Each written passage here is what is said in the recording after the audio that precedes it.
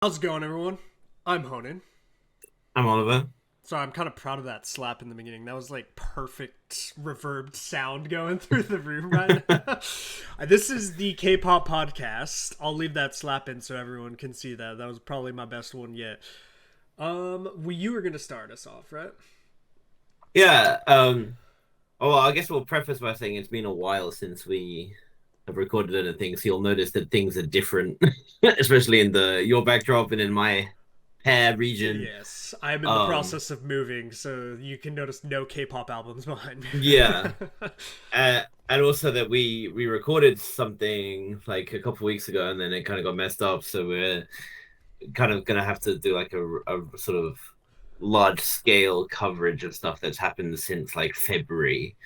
Um, so some of this might be a bit, yeah. But aside from that, I guess that we wanted to cover like the kind of major pieces of news and like positive news because I know it's been a tough time for everyone. Yeah. Um, so I guess the first thing to talk about, the thing that's probably that we are probably most personally interested in is the Queendom puzzle reveal. Mnet's new show, and it's not like just another season of Queendom or anything, which would have been cool, but no, it said they're using it to form some kind of project group that will be like a short term thing. So kind of like how we've had those groups formed from UJ Slick's shows like it's like Stack 3 and MSG Wannabe and stuff like that. Yeah. Um so it's a cool concept. I think what they said will be 28 uh people competing for 7 slots. So it's not like a huge cast. And there was not obviously immediately loads of speculation about who was going to be there. Yeah, you kind And of you got me like excited. I was like, Naka's gonna be competing in it, and then it right, was like, nope. yeah. So initially, the Mnet were like, every rumor that was coming out, Mnet was like, no, we can't confirm or deny anything until the casting is done, and we'll say in May and blah blah blah. And then they were like, all right, fine, listen. These like 7 people are confirmed. They said, and they specifically said that Nako and Hitomi are not going to be participating like people were speculating, Yeah, which I think makes sense.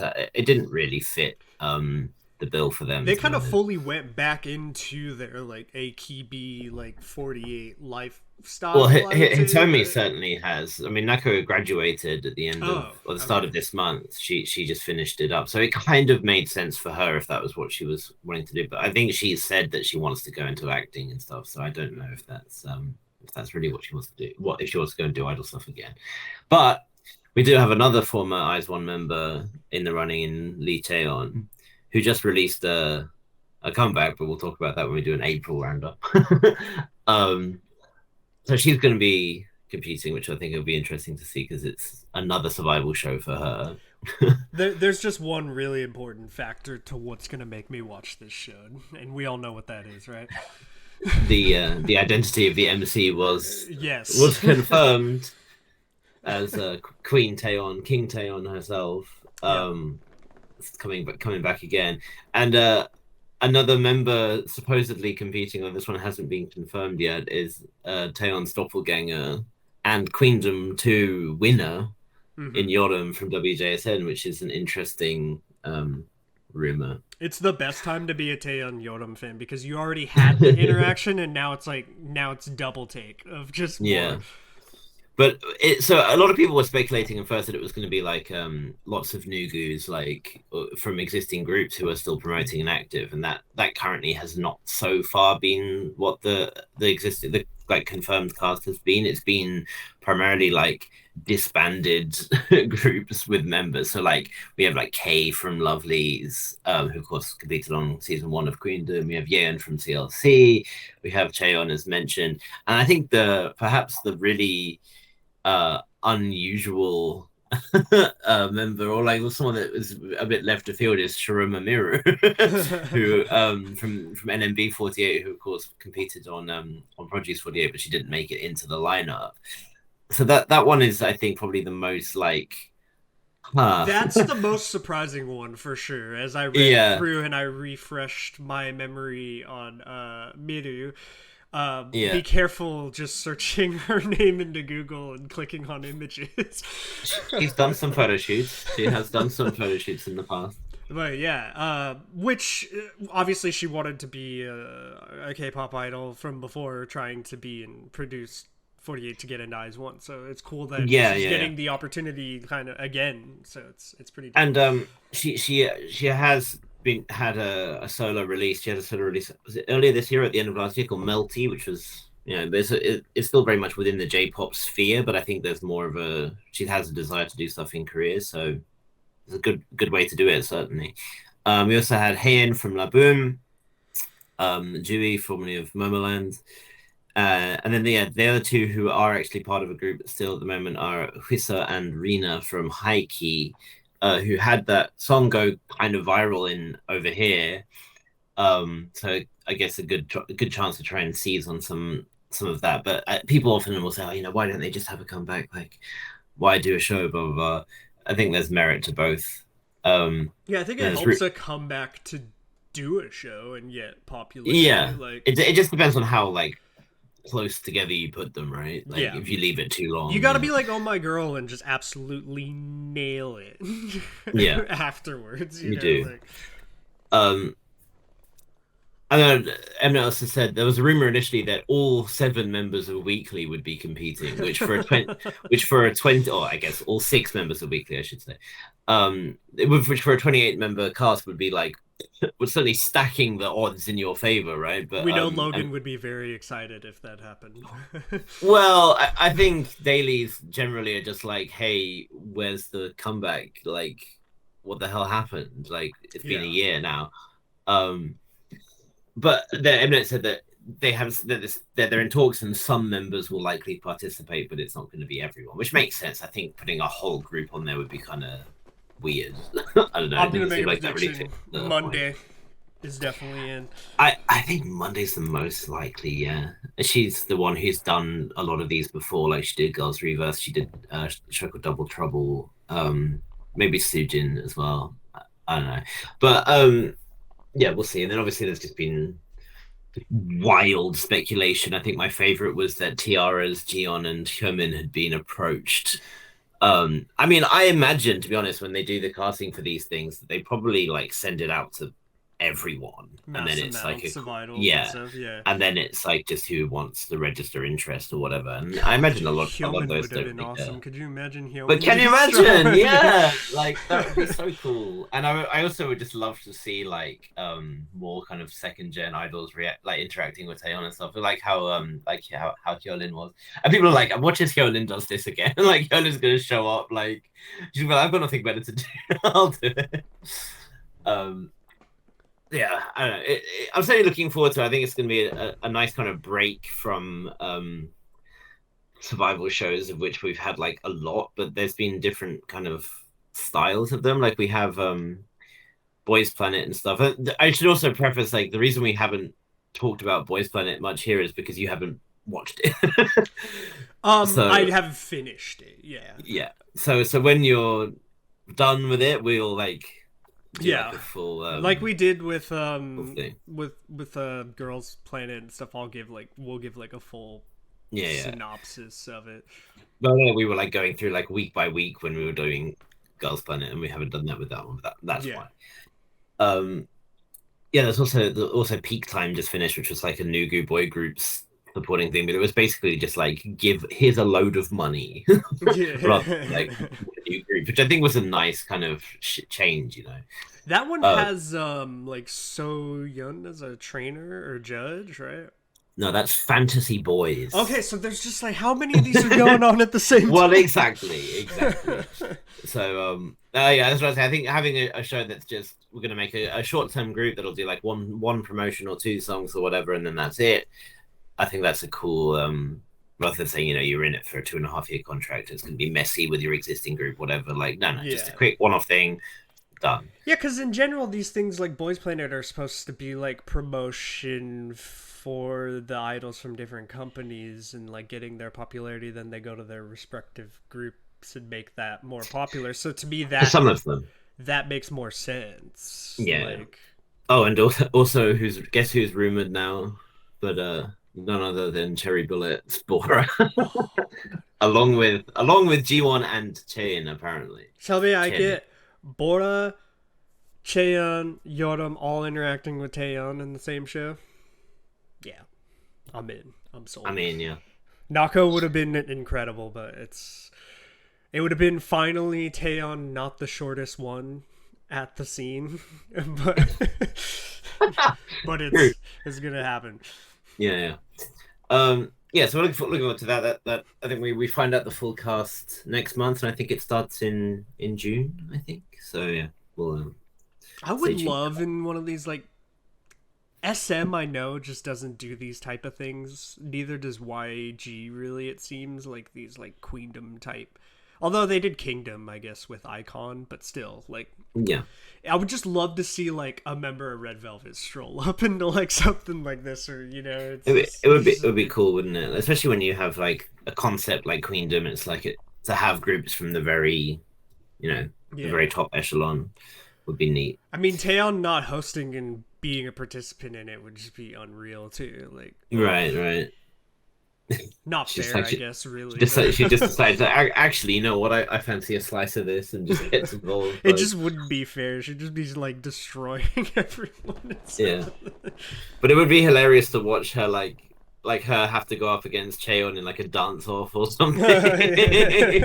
Like see them out of their comfort zone, Yeah, I guess we'll talk about like upper echelons of groups and YG. We had Blackpink taking to the stage in not at the White House as initially was supposedly gonna happen due to the demands of one First Lady Jill Biden. But I think that would have been really difficult schedule wise anyways. You're preparing for two Coachella performances or whatever, and it's like, let me just take a drop at the White House. Right. Like right after they did a show in Mexico as well. It was like, yeah. I mean, that was a hilarious thing. That led to the resignation of like a high ranking government official over here. Yeah.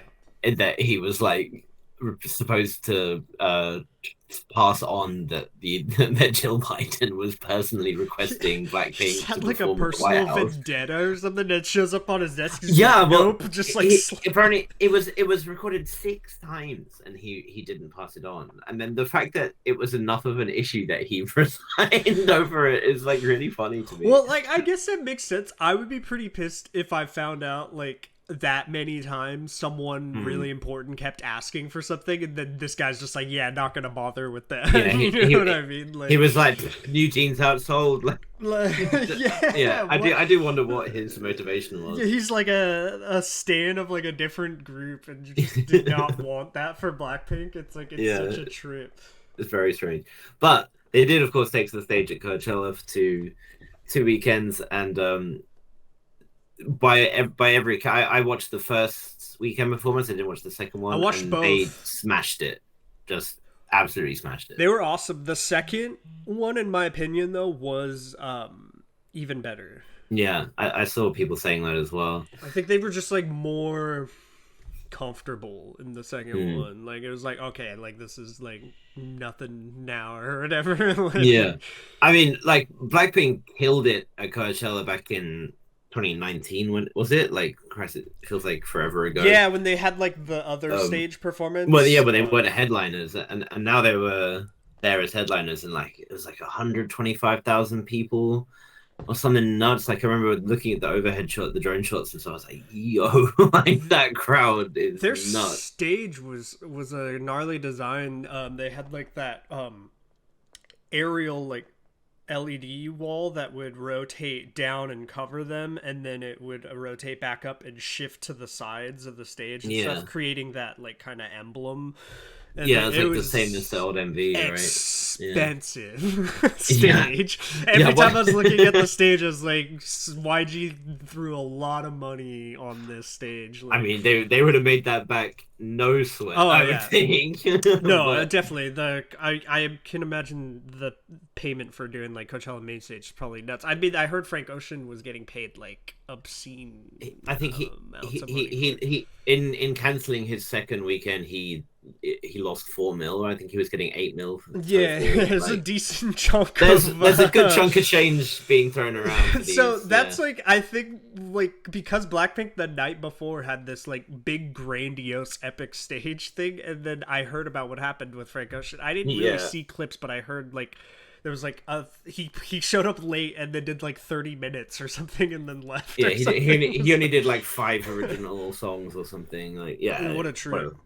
But yeah, by all accounts, they killed it. And it was a similar kind of deal to 2019, where you had people who were only kind of cursorily aware of K-pop as a thing, checking it out because headlining Coachella is a big deal. Yeah. And look and being like, yo, like, okay, I see the point. All the members were trending. Like, it was like the top 5 trending artists after Coachella. It was like Blackpink, Lisa, Jenny, Rose, Jisoo, like, or just the members straight after that. Is like, yeah, they all killed it. I definitely feel like they were the perfect group to carry the K-pop flag at something like Coachella. Like, I don't know that another group could have pulled that off as good as they did. Like, the only other one I can think of is the one that was announced before the one that was cancelled because of COVID, which is Big Bang.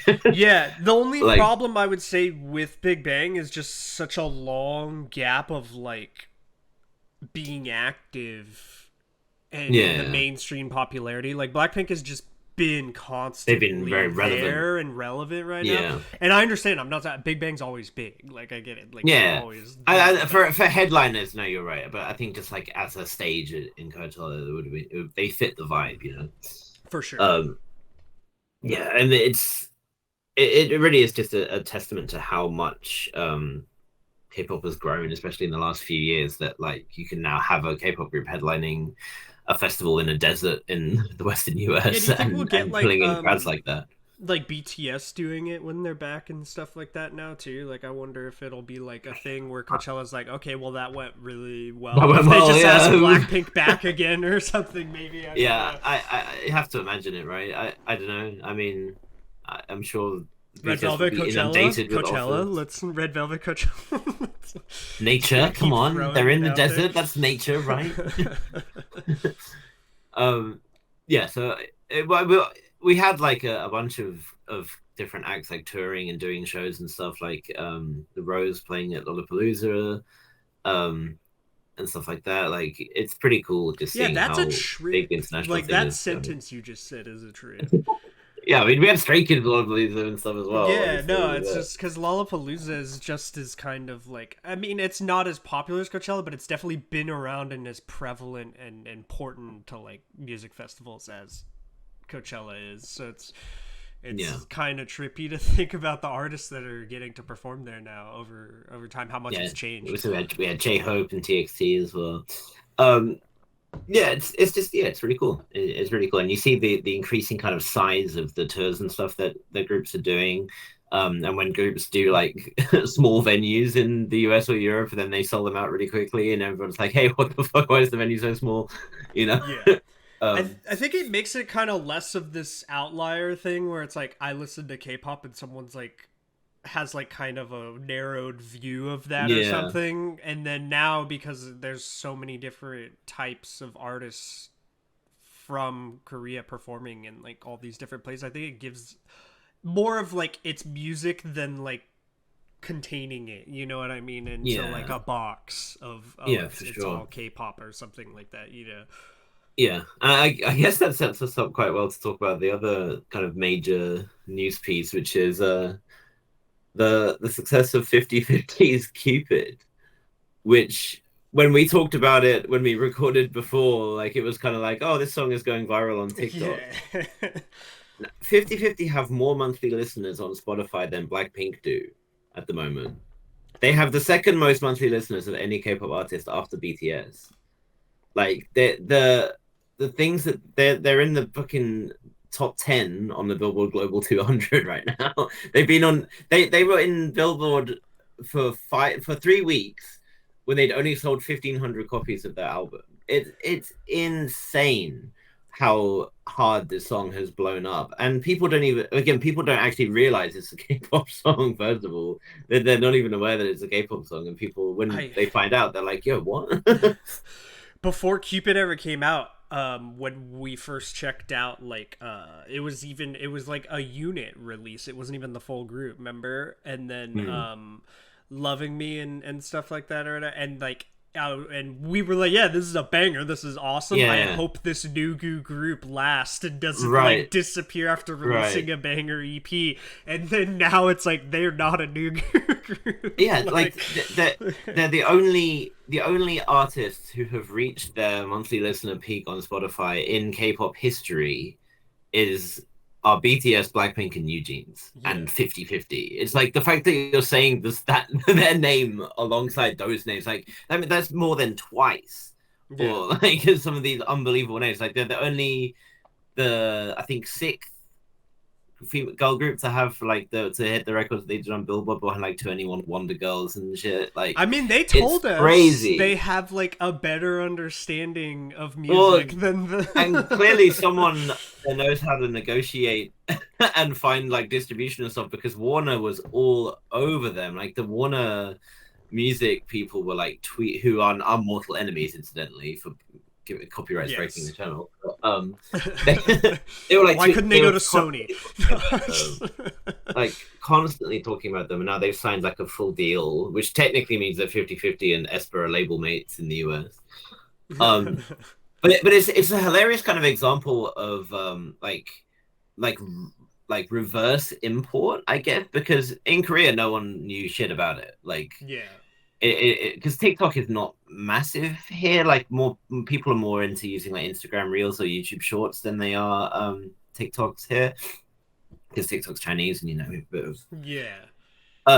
but so people were kind of realizing they were like, yo, this song is like blowing up huge in the US. I remember there was an article that was popular here of some Korean restaurant in the US, and the whole everyone in it was singing along to Cupid when it was playing. And people, and basically all the Koreans were like, "The hell is this song? Like, what's the big deal?" And then it started catching on here as well, and it started charting here. But it's funny how it came like in reverse, like it blew up in America and then came to Korea despite being a Korean song. It's funny because I heard Cupid and I thought, okay, wow, they have like really good consistency. Like this is a really good release from them. Not expecting what was gonna happen, It, like when yeah, it's a it's nuts. trip. I've kind of just been like waiting for it to die down, because it's like it's a trend thing. I've seen like some of the TikToks and stuff that use it, and they're just like they're not related to the song, right? It's just about like someone you like, and you just Yeah. have clips of them, and then well, there's It many is different just ways. like it does have like the perfect hook for like that TikTok Give a style second chance. video, like it really does. I mean, to me, the song was just and I think one thing I feel kind of bad about is that it's the twin version which has become popular, which is the Mm. one that's blown up, and which is the all English one with no rap, right? So I Yeah, think yeah.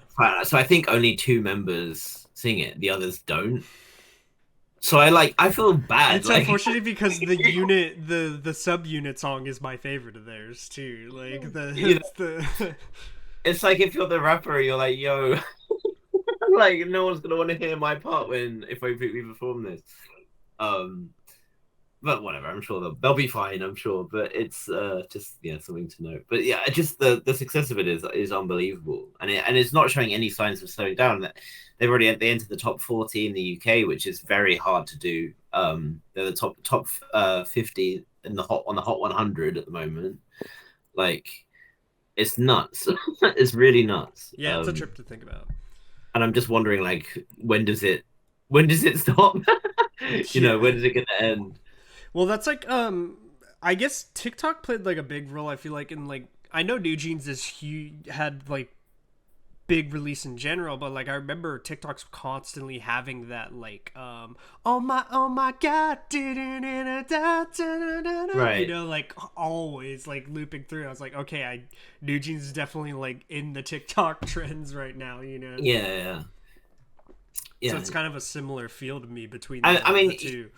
yeah, it's definitely a thing that like K-pop groups and song makers are trying to aim for that. Like we've known that for years, and I think before it was more of a focus on like the dance trend, right? It was like do the so and so dance challenge and try and get like a cool trendy dance thing going. Like after that started with any song that Zico did. I remember Yeah. the first one was him and Plaza, and that was the first time that you saw like wildly different Was that the people one where they had doing. like the da da da da da da da da da? Yeah, yeah, yeah, Yeah. yeah. I remember that And so becoming a everyone big. was trying to catch up on that basically, but it's more recently they're like, well, hold on, like you can just have the sound as they call it on TikTok playing, Yeah. and if that blows up, then you're golden. So that's what It's they've done, and would you it's worked a treat. would you say like Cupid and like Cupid as a style of song has a bit of like that new jeans style to it, I would say. Kinda, yeah, That I would say them and 50/50 with that are like shifting into a different like genre of like K-pop there than the other fourth gen groups are doing. It's like much yeah. more chilled, I guess you'd say, like I, relaxed. It's really relaxed compared to kind of like the in your faceness of like Ive and Espa and stuff like that, where you have these really in your face songs.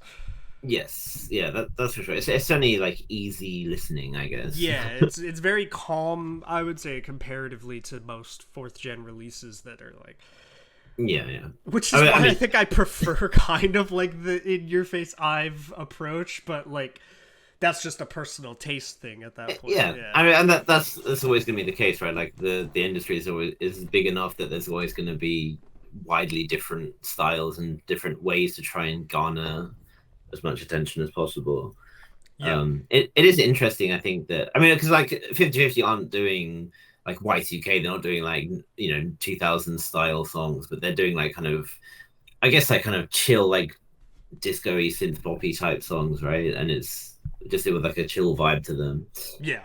Um, it's interesting for sure. And I do wonder what's going to be next for them now that they've signed this big deal and stuff. I hope they don't like release something and just have it go nowhere because I have that fear that they haven't built like a huge fan base. They just have people who like the song. I think a lot of these people, like I say, they don't realize it's a even a K-pop song.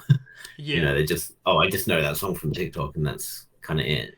I mean, it'll be really interesting. I feel like whoever's been in charge of the song creation process should definitely just continue and form. Like everything they've released has been really dope in my opinion. So like, Loving Me is the best one for me. I it think. is still yeah the original subunit song that I checked out. Like still, that was like just unique. I would say is why I liked that one too, like a lot. But that's just two of them, right? I think so, but It's a I'm subunit no track, I expert. believe. They might be the same dude who did the Cupid twin version. Yeah, It's quite which kind of possible. sucks for the other two members if like Yeah, two of the best, most like popular songs of theirs are like just two of the members singing. yeah. You end up like with some. You could end up with a problematic situation, like a Yeah. Beyonce and Destiny's Child situation.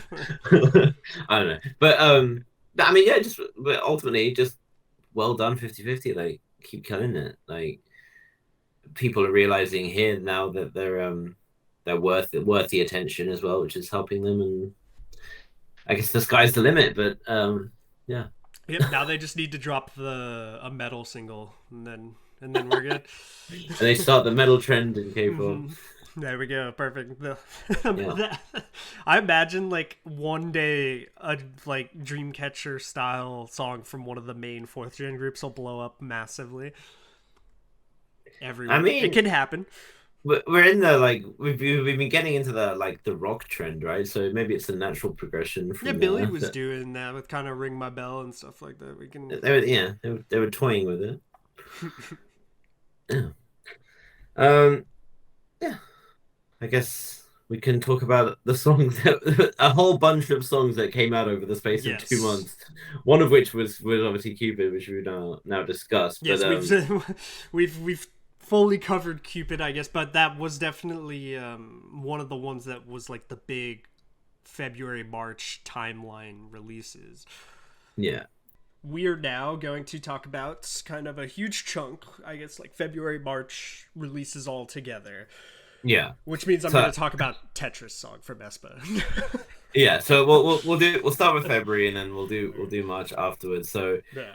okay, the groups that released or artists that released stuff in February are 17 Busuk Soon, The Boys, Limelight, Stacy, JB, Tribe, Key, Triple S, Purple Kiss, Epic Eye, TNX, Ensign, MOM, Det, Hao, Hasung Woon, Anyeon, Rakon, Hwang Min Yeon, Hyojin from On and Off, J Park, Jimin from AOA, BO, Woods, Lucy, Park Woojin from AB6, Last, NCT Dream, Japanese release, Stray Kids Japanese release, Only One Japanese release, Classy Japanese release, and Rockyon Japanese release, and many, many more, of course, on top of that. Thank you. The wildest one that sticks out for that for me is Jimin from AOA. Like, did not... yeah.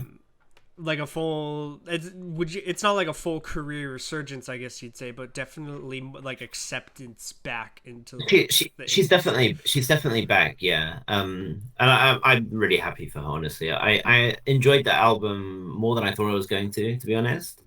Because I know that she's been doing that kind of rock vibe and stuff, which is what she initially like wanted to do. Yeah. She certainly moved away from being a rapper. But yeah, I thought that Boxes, the EP, was genuinely pretty cool. She does have one of those unique tones that she does. That really sticks out. Everyone. Yeah, her tone is not for everyone, but I for one have no issue with it, and I think it really suits the style of music that she was doing, probably more so than it suited like her being a rapper. Obviously, she predates Soyeon, but they both have that kind of rap sing tone sometimes. Do you know what I mean? Yeah. Well, Hyuna is the one who I think that you can trace Soyeon back to. Right. And obviously Hyuna and Jimin were kind of operating more around the same time. If Jimin was doing that style of music, I think the comparison would be very obvious. But now I think that's just what she sounds like. Yeah. It's on. And she's had like fan meetings in Japan and stuff, and generally she just seems to be kind of doing what she wants to do in her own space and stuff, which I think is great, and it's what she deserves, because she absolutely didn't deserve to be kind of ostracized from the industry entirely. Yes, and I enjoyed the EP. It wasn't anything groundbreaking, but I listened to it and I liked it. From what we filmed last time, that is basically lost footage now. We really talked about like Teddy Bear and Purple Kiss and things like that. So I guess going into Stacy, I was very cocky about the upcoming Stacy releases before Poppy and everything dropped. I over time have grown to like aspects of Teddy Bear. There's catchiness factors to it. I certainly don't have the same bravado I did before leading into Poppy. And I mean, at one point you said that Stacey were going to be the leaders of the fourth generation. Listen, that predated me hearing Ive. And I very quickly was like, I think this is now the like... Yeah. And I obviously that predated New Jeans dropping and everything else. I mean, people in general were talking about Stacey kind of falling off, but a lot of people didn't like Beautiful Monster, and we were Beautiful Monster enthusiasts. And I thought it was awesome, yes. Yeah. And then Poppy dropped. So, okay, so can you run us through what was your initial reaction when Poppy dropped? That one was a little rough for me because I have trouble with like very, very cutesy songs usually, and that one was really leaning into it, you know, like the video and stuff was. Yes, I would say the song is more like it's like a weird kind of club song. Yeah, it is a trip. I do think I actually prefer now Poppy's Grown on Me more than Teddy Bear. Interesting. Because Teddy Bear is definitely very cutesy. Yeah, I like aspects of Teddy Bear a lot, and then the chorus just for me is like this ball of sunshine, like trying to shove itself in my face, you know, like, and I can't. I thought you were about to say up my ass. It's the same kind of idea, you know, just like it's in there, and I can't like accept it fully, I you know. I'm a teddy bear enthusiast, honestly. I Mm. think it is like it is so catchy. I like It's the like "See what. You in Rap" section. Right. I think yeah. I love the high note at the end. I think that's I think a the good point. But pre-chorus is the best part of the whole song. The yeah. like that part really sticks with me. I do really like aspects of it. I think I acknowledge how Come on, catchy it's it a good is. song. I acknowledge how Come catchy it is, on. but there's something in that melody line that like makes me squirm a little bit when I hear it. You know, like I don't. It's too Yeah, much for me a little bit. Like you know. it's a song that I find myself just kind of humming when I'm like at work and stuff, especially like because I work with children. The Mm. concept of a teddy bear pops up, and anytime that word is there, I'm just immediately just like I don't view either one in a teddy bad bear. way. When I look at their catalog, I just feel like it gives them variation. Oh yeah, for sure. In the sense of their catalog of music, I'm not like one of those people who would say they fell off or anything like that. I feel No, like if you think about a performance, now they kind of can really shift themselves in a performance from more and serious tones. I could imagine some like interesting ways to reimagine songs conceptually at a concert or something like that. I'm seeing Stacey in 4 days, so that again, I've already seen them once, but so it'd be cool to. Honestly, I'm genuinely excited to see that song You're live. seeing like Ive and all these things, and I'm like, Yeah, I just want to be there for at least one of these. Like, yeah, your timing is terrible, yeah. but it is what it is. Sorry, I was trying to think for a second. I had a thought on Stacy, and I think I completed that thought. Like, if I Okay, was seeing them live, like you are, that does kind of give them a good variation in their yeah, performance. and I really think that the only way is still going to be up for them. I think there's a lot more to come from them. And I still find myself. I mean, like I said, I'm not a huge Poppy fan. Like when it comes on, I'll give it the Poppy. But That's like the I that hook I actually prefer. you put that to tell you, And I wow. think it's because like that's the kind of like cute choreo that I can like get used to, I guess, like Uh-huh. the poppy one. Yeah. But yeah, I'm always curious to see what they do next. I think this has shown more of their versatility, right? Like between doing like Beautiful Monster Poppy and then Teddy Bear, they're three very different styles of song, right? Like Mm, it's cool to think like what else can they do? What yeah. else can they come with? Young Love was so like great from them that I would love to Yeah. see a bit of return to something in that style. Because Yeah. it's like uniquely stands out for me from them to other fourth gen groups and things like that too. The style of it.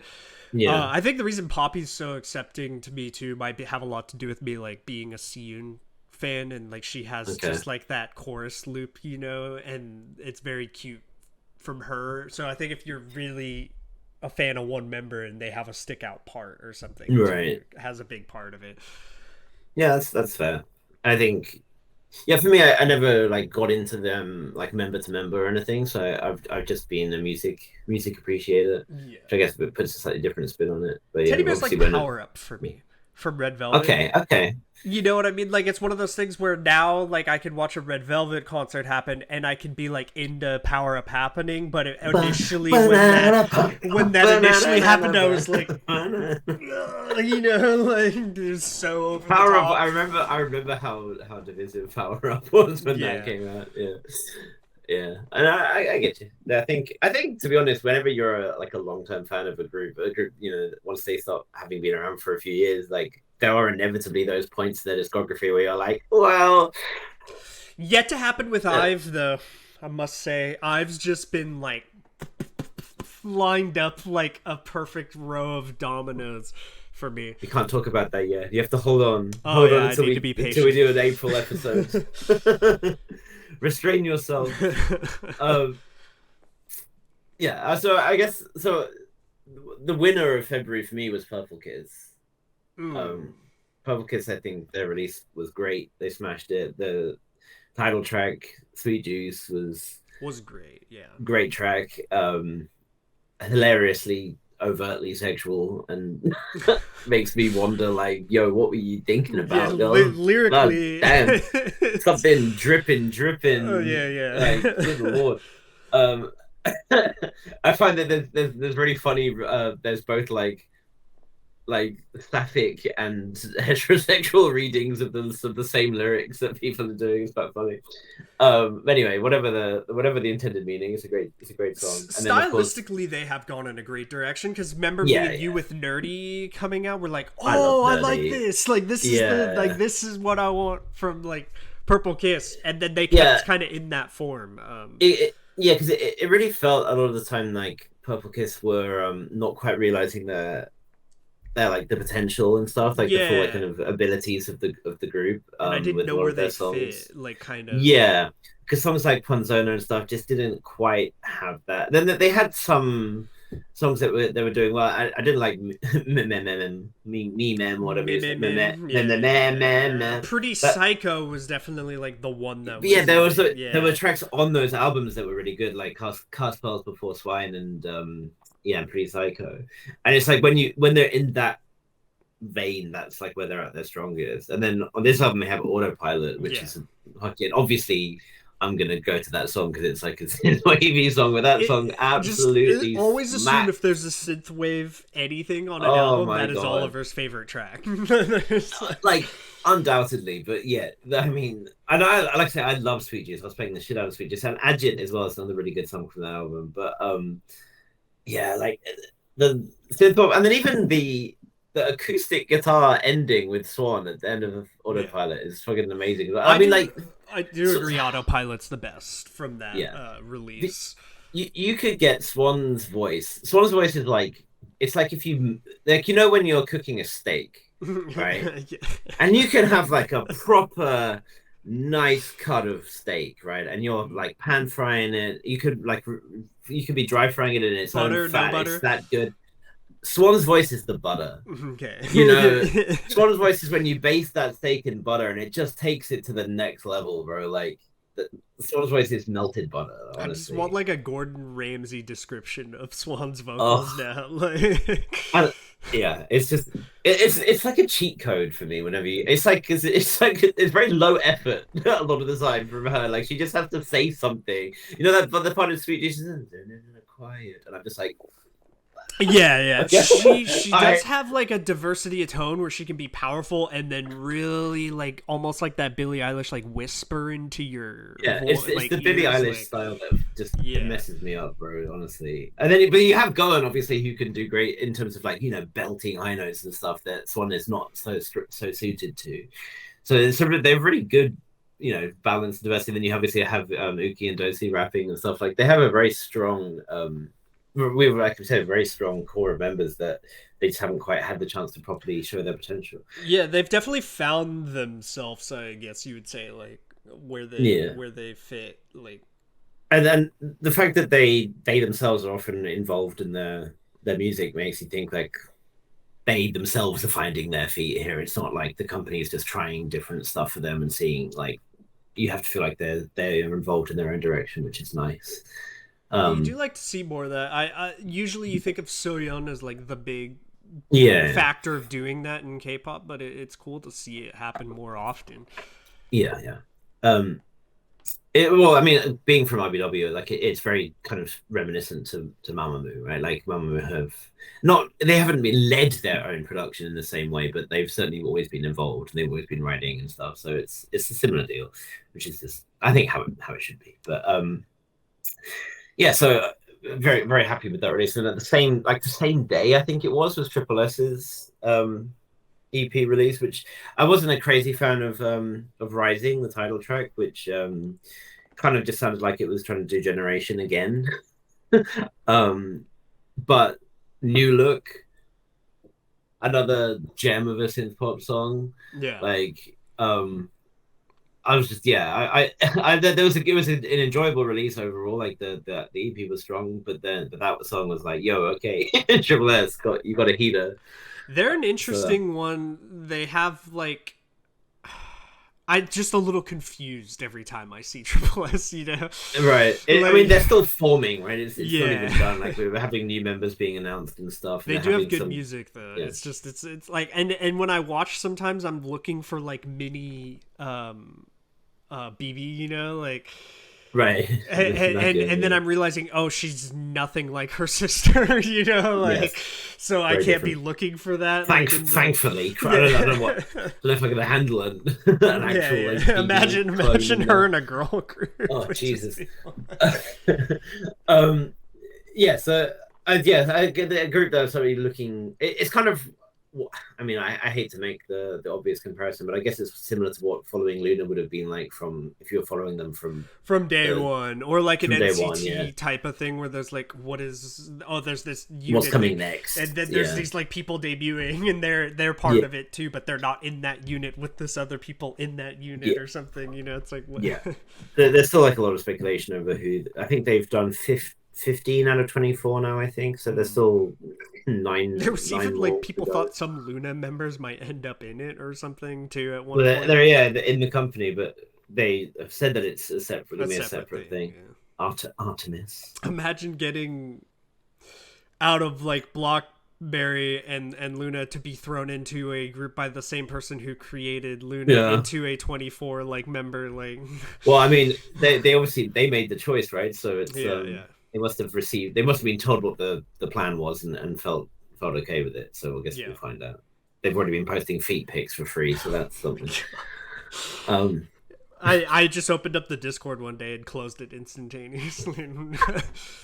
For free? I just saw like what's like the crazy poggers thing that Ava posted, and I was like, okay, I know something above that is something I don't need to look at, and closed my Discord. If I see the poggers thing from Ava, that's my like identification to not scroll up.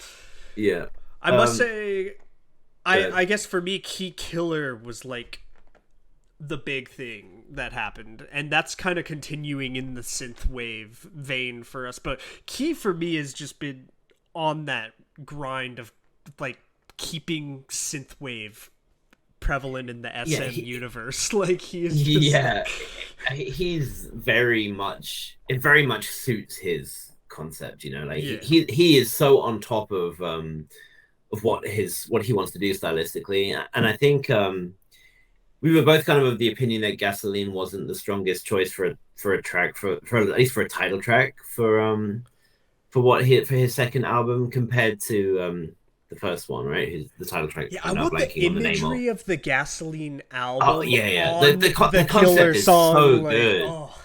Yeah. I'm obsessed with the every time, like it was the same with the first one as well. With Bad Love, that was it. Like that. Just the concept of it is so cool. But then this one, the repackage and Killer, and then Easy as well, one of the other tracks that came on the album, like just killing it. His dancing in like the music video is just so like perfect, dude. He's got like, I'm the killer. He's doing like I don't know, like it's almost easy when you have an artist like he has been around for so long, but maybe less prominently as a solo artist. Like him as like that guy on Amazing Saturday who knows all the songs, you know him as like that very camp dude who like is always like doing something funny or like having a good relationship with another artist, whatever. And you kind of forget that he's in one of the most like talented pound for pound groups that the industry's ever seen, and is like capable of having a very strong concept and executing it extremely well when it comes to making his own music. You're like, I forget that he is a really talented guy, Yeah, when you see him and Taemin solo stuff, and you're like, oh crap, they're in the same group. It's almost unfair, isn't it? Yeah, it's wild. Yeah. And then Mino just looks. Mino like has charisma, and then you have on you and Jonghyun's vocals. Like what's not to like? The Shiny comeback's coming. Is it next month? I maybe the month believe after. so. And on Anu, who you're just talking about, I remember I saw like him and Rose singing on the beach or something, and like, Oh and yeah, it's a yeah, lot because Rose is like one of those voices that I just like instantly go into like, oh my god, when I'm listening to her sing, it's just such yeah, a beautiful tone. But then he was just like also sending me into that mode, yeah. like singing. On you is the in a way, and that's when I suppose more in recent years is an underappreciated vocalist now. Like And he's the leader, right? yeah, Yeah. his like his tone like, and I think his like the his he has very versatile vocals. Like he can do a very like mournful ballad, and Mm. he can do like a more upbeat pop song. Like his most recent solo album, like has a lot of like that contrast with like deep, slower, sadder songs, and then also more upbeat kind of disco-y His tone's songs. like being wrapped in a warm blanket, like fresh out of the Yeah, dryer. Like it's yeah. just like, it's like And it's rare to. I guess that's the thing with when you're singing with someone whose tone is so distinctive, like Rose. It can be hard to not kind of have your voice get overpowered or drowned out, or just like it doesn't. They clash because the tone is so distinct. But it is able to meld very well. And I'm like, please release an album together. yeah. Their tones really meshed really well together. They also had like Sehun, I think, right from Akmu, Oh, right. which was like, okay, Still yeah, young. let's sick, let's Yeah. throw that just on top now too. Like, Yeah, yeah. It's unfair. yeah. Mexican, yeah. I think we generally for February like covered the Right. main ones Well, unless we're missing let's something. let's just go through it and do like a couple mentions. We don't have to talk in detail, but Yeah, one yeah, said a word. So Epic High dropped the new EP. Epic High is Epic that's right. High.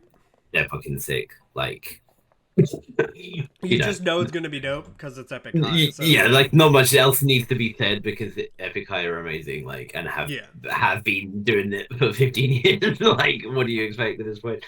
Um, I gotta give my like shout out to an older singer who released an album that I really like. It's J.K. Kim Dong Ok.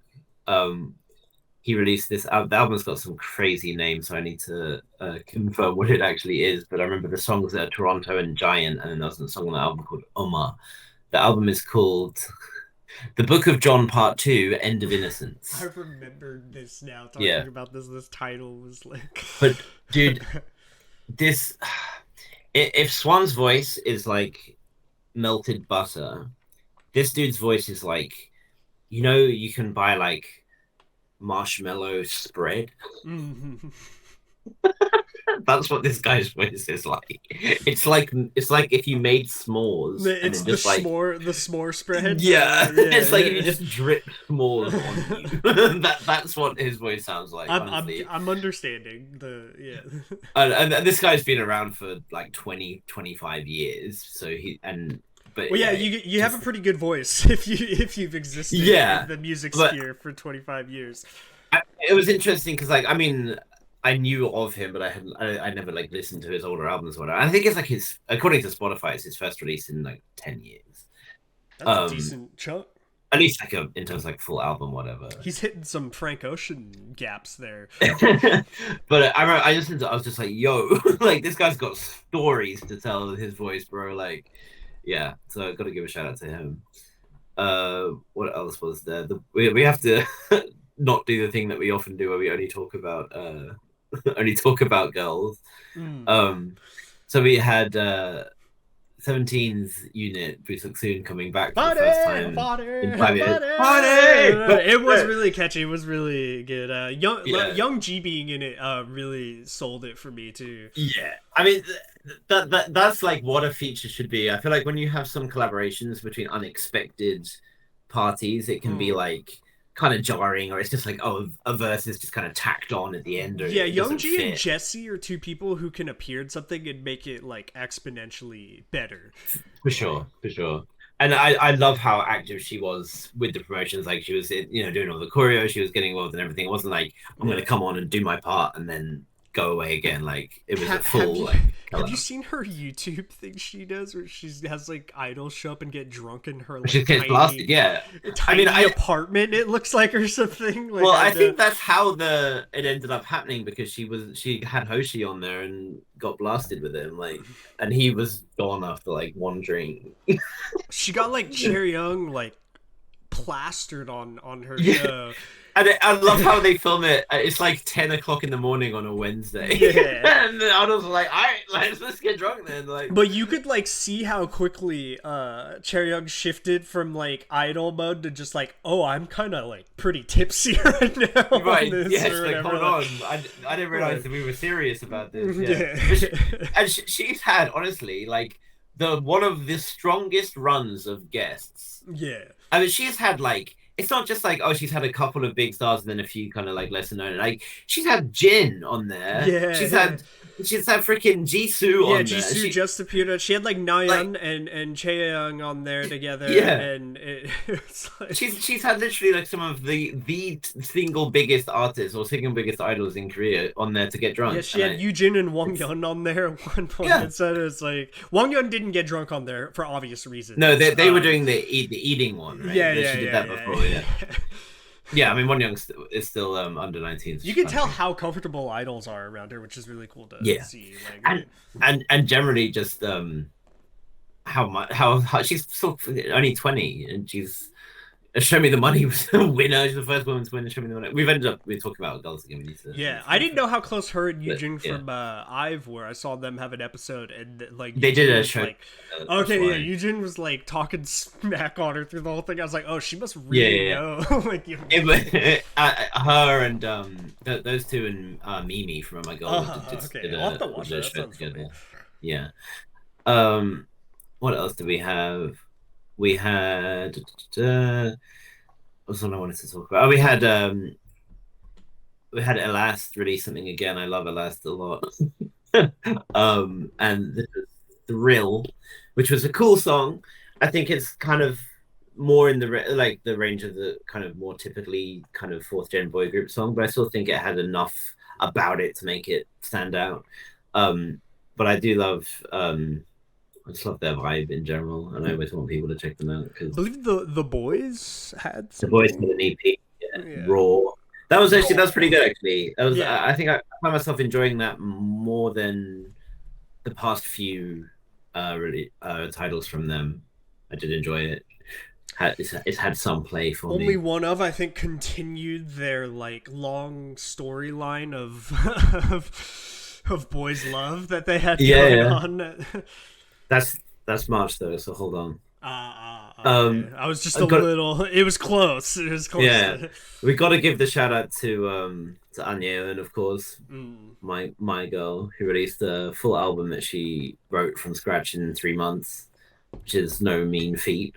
I don't think it's her like strongest collection of songs, but it's cool that she's started experimenting more with like rock elements and stuff like that. She's been learning guitar and started playing guitar and stuff, which is cool. When I saw her live, she performed it for the first, like one of the songs, she performed like the whole album. So she was playing guitar live on stage for the first time and like messing up. It was adorable. I mean, so, that's yeah, nerve wracking that's if you don't have like years of comfort to play an instrument and get up and perform it live. Yeah, I mean, got to give a shout out to Try B as well, because otherwise Ava will fight me. Released We Are Young, which is a really fun song actually. Okay, I remember checking that We Are out. Young, we are young. I mean, he played like 3 consecutive versions of it on the live at one point. Yes, we did. That's why I remember. We are young, we are young. Yeah, it is just catchy. fun. It is good fun. It is good fun. Yeah.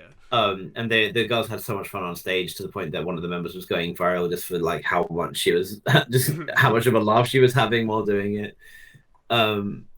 What else? There was one other thing I felt like we needed to mention. There was a decent chunk of music just in that month. Oh, So Yoon's album that was really cool, which had RM from BTS, of course, featuring on it.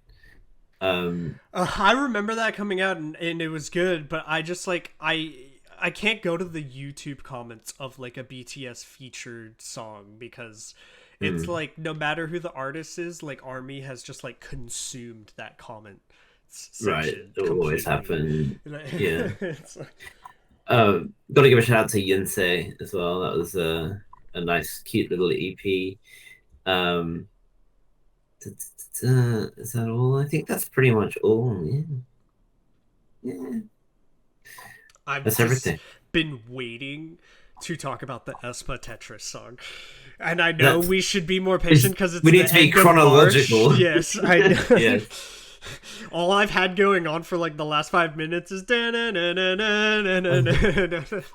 had Minhyun from New East release his first solo album, which was pretty good as well. A lot sexier than I thought it was going to be. I don't think I ever really viewed Minhyun in that in that way, but obviously he was also, of course, in 101. That was pretty cool. Yesung from Super Junior released a repackage of his album featuring Winter from Espo, which was nice. I I'll mean, have to go just check that out. I don't think I saw that. yeah. Anything winter should just always be linked to me in the lives. Yeah, I mean, Yesung's done a lot of collabs over the years with a lot of cool artists and stuff. I think it says a lot when he chooses who he chooses to do songs with. Like he did a song with Chungha a while ago, did a song with Sulgi, obviously, and now he's doing one with Winter. I think I it mean, shows everyone what can he remember thinks when of I them. became the director of SM for a week and put Taeyeon, Changmin, and Winter in a performance together. We can all thank It was a good my Winter. small amount of time as SM director Yeah. and being in And charge of that. then he tried to sell the company to Hybe and it went down. It didn't go well, no. Yeah, no. We will someday do an episode covering like all of that. That At was some a point. crazy arc of it is happening, it's not happening. Yeah, Like, because we were like we were sat there like thinking, should we cover this? And it was like the story kept changing. It was Yeah, like by the time we talk about it and release the episode, it's going to be a a completely new different thing happened every outcome. day. It seemed like. So yeah, all right. So let's do March. Hmm. Should I let me Beginning of take my March. breath? Okay, March's lineup.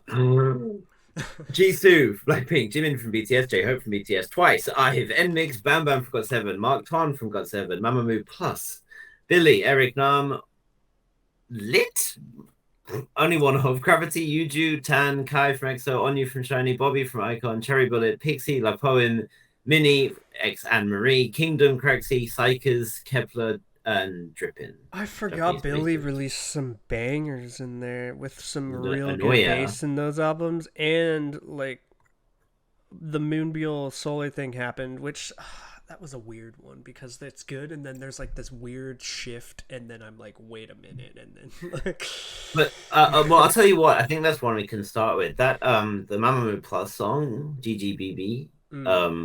Is it GBGB? I think so. I don't remember. I don't One of the remember two. either. Just Solar and Moonbill, obviously. I that was one of my favorite Mamamoo related GGBB. One of my favorite Mamamoo related releases for years. How did I you love feel that. about the it has like I thought it was just in the music video, but it's in the song in general. It has like a full weird kind of tonal shift and then comes back or whatever. I'm trying to remember. As like a dance break or something. Yeah. Right? Yeah. And I mean, didn't it's need whatever. that. I didn't need it either, but I think I enjoy the song so much just for Overall that. it was good. Yeah. It had that classic Mamamoo vibe. I think that was the thing. It was almost weird having a song in that vibe that was without Hwasa and Weird. You know, but yeah, I was very very happy with it. More so than I have been with anything that the two of them have done by themselves, or with what Mamamoo have done as a group lately. So I was very happy with that. Don't know if it's my winner of the month, but I was very happy. No, we both know what our winner of the month is. No cap. You can't.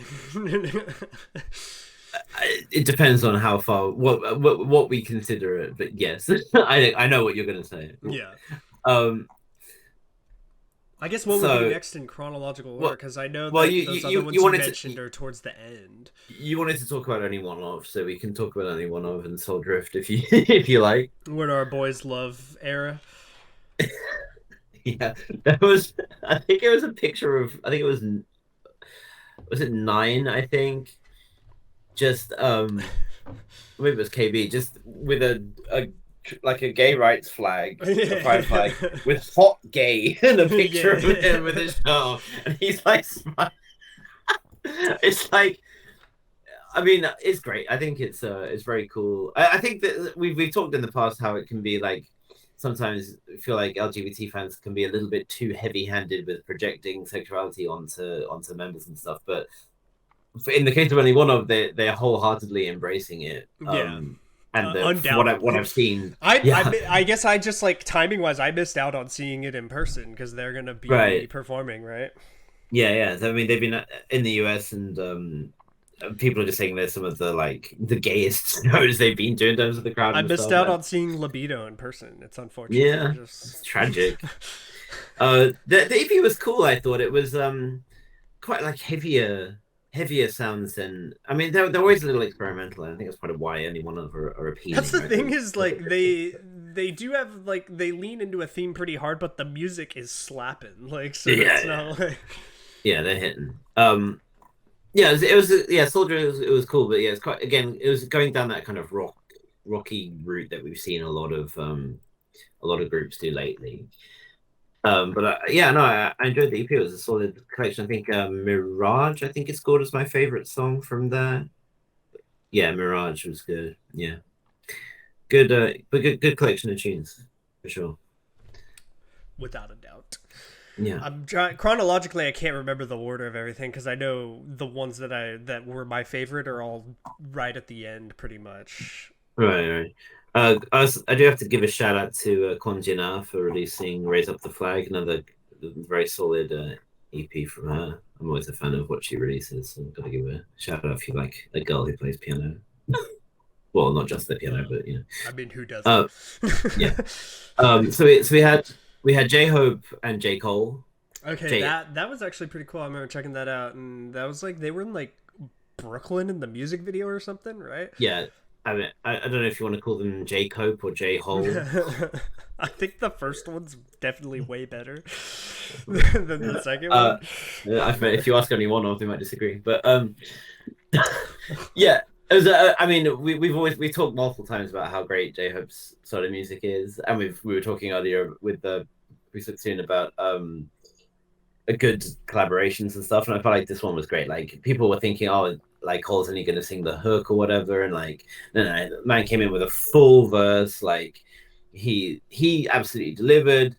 Hobie absolutely delivered. Like I think it was a perfect like vibe of song, like a real collaboration of it. Yeah, not just like a name being an appearance, you know. Yeah, I think it sent J Hope off to the military in perfect style. I think it's a really great song for him to kind of go out on.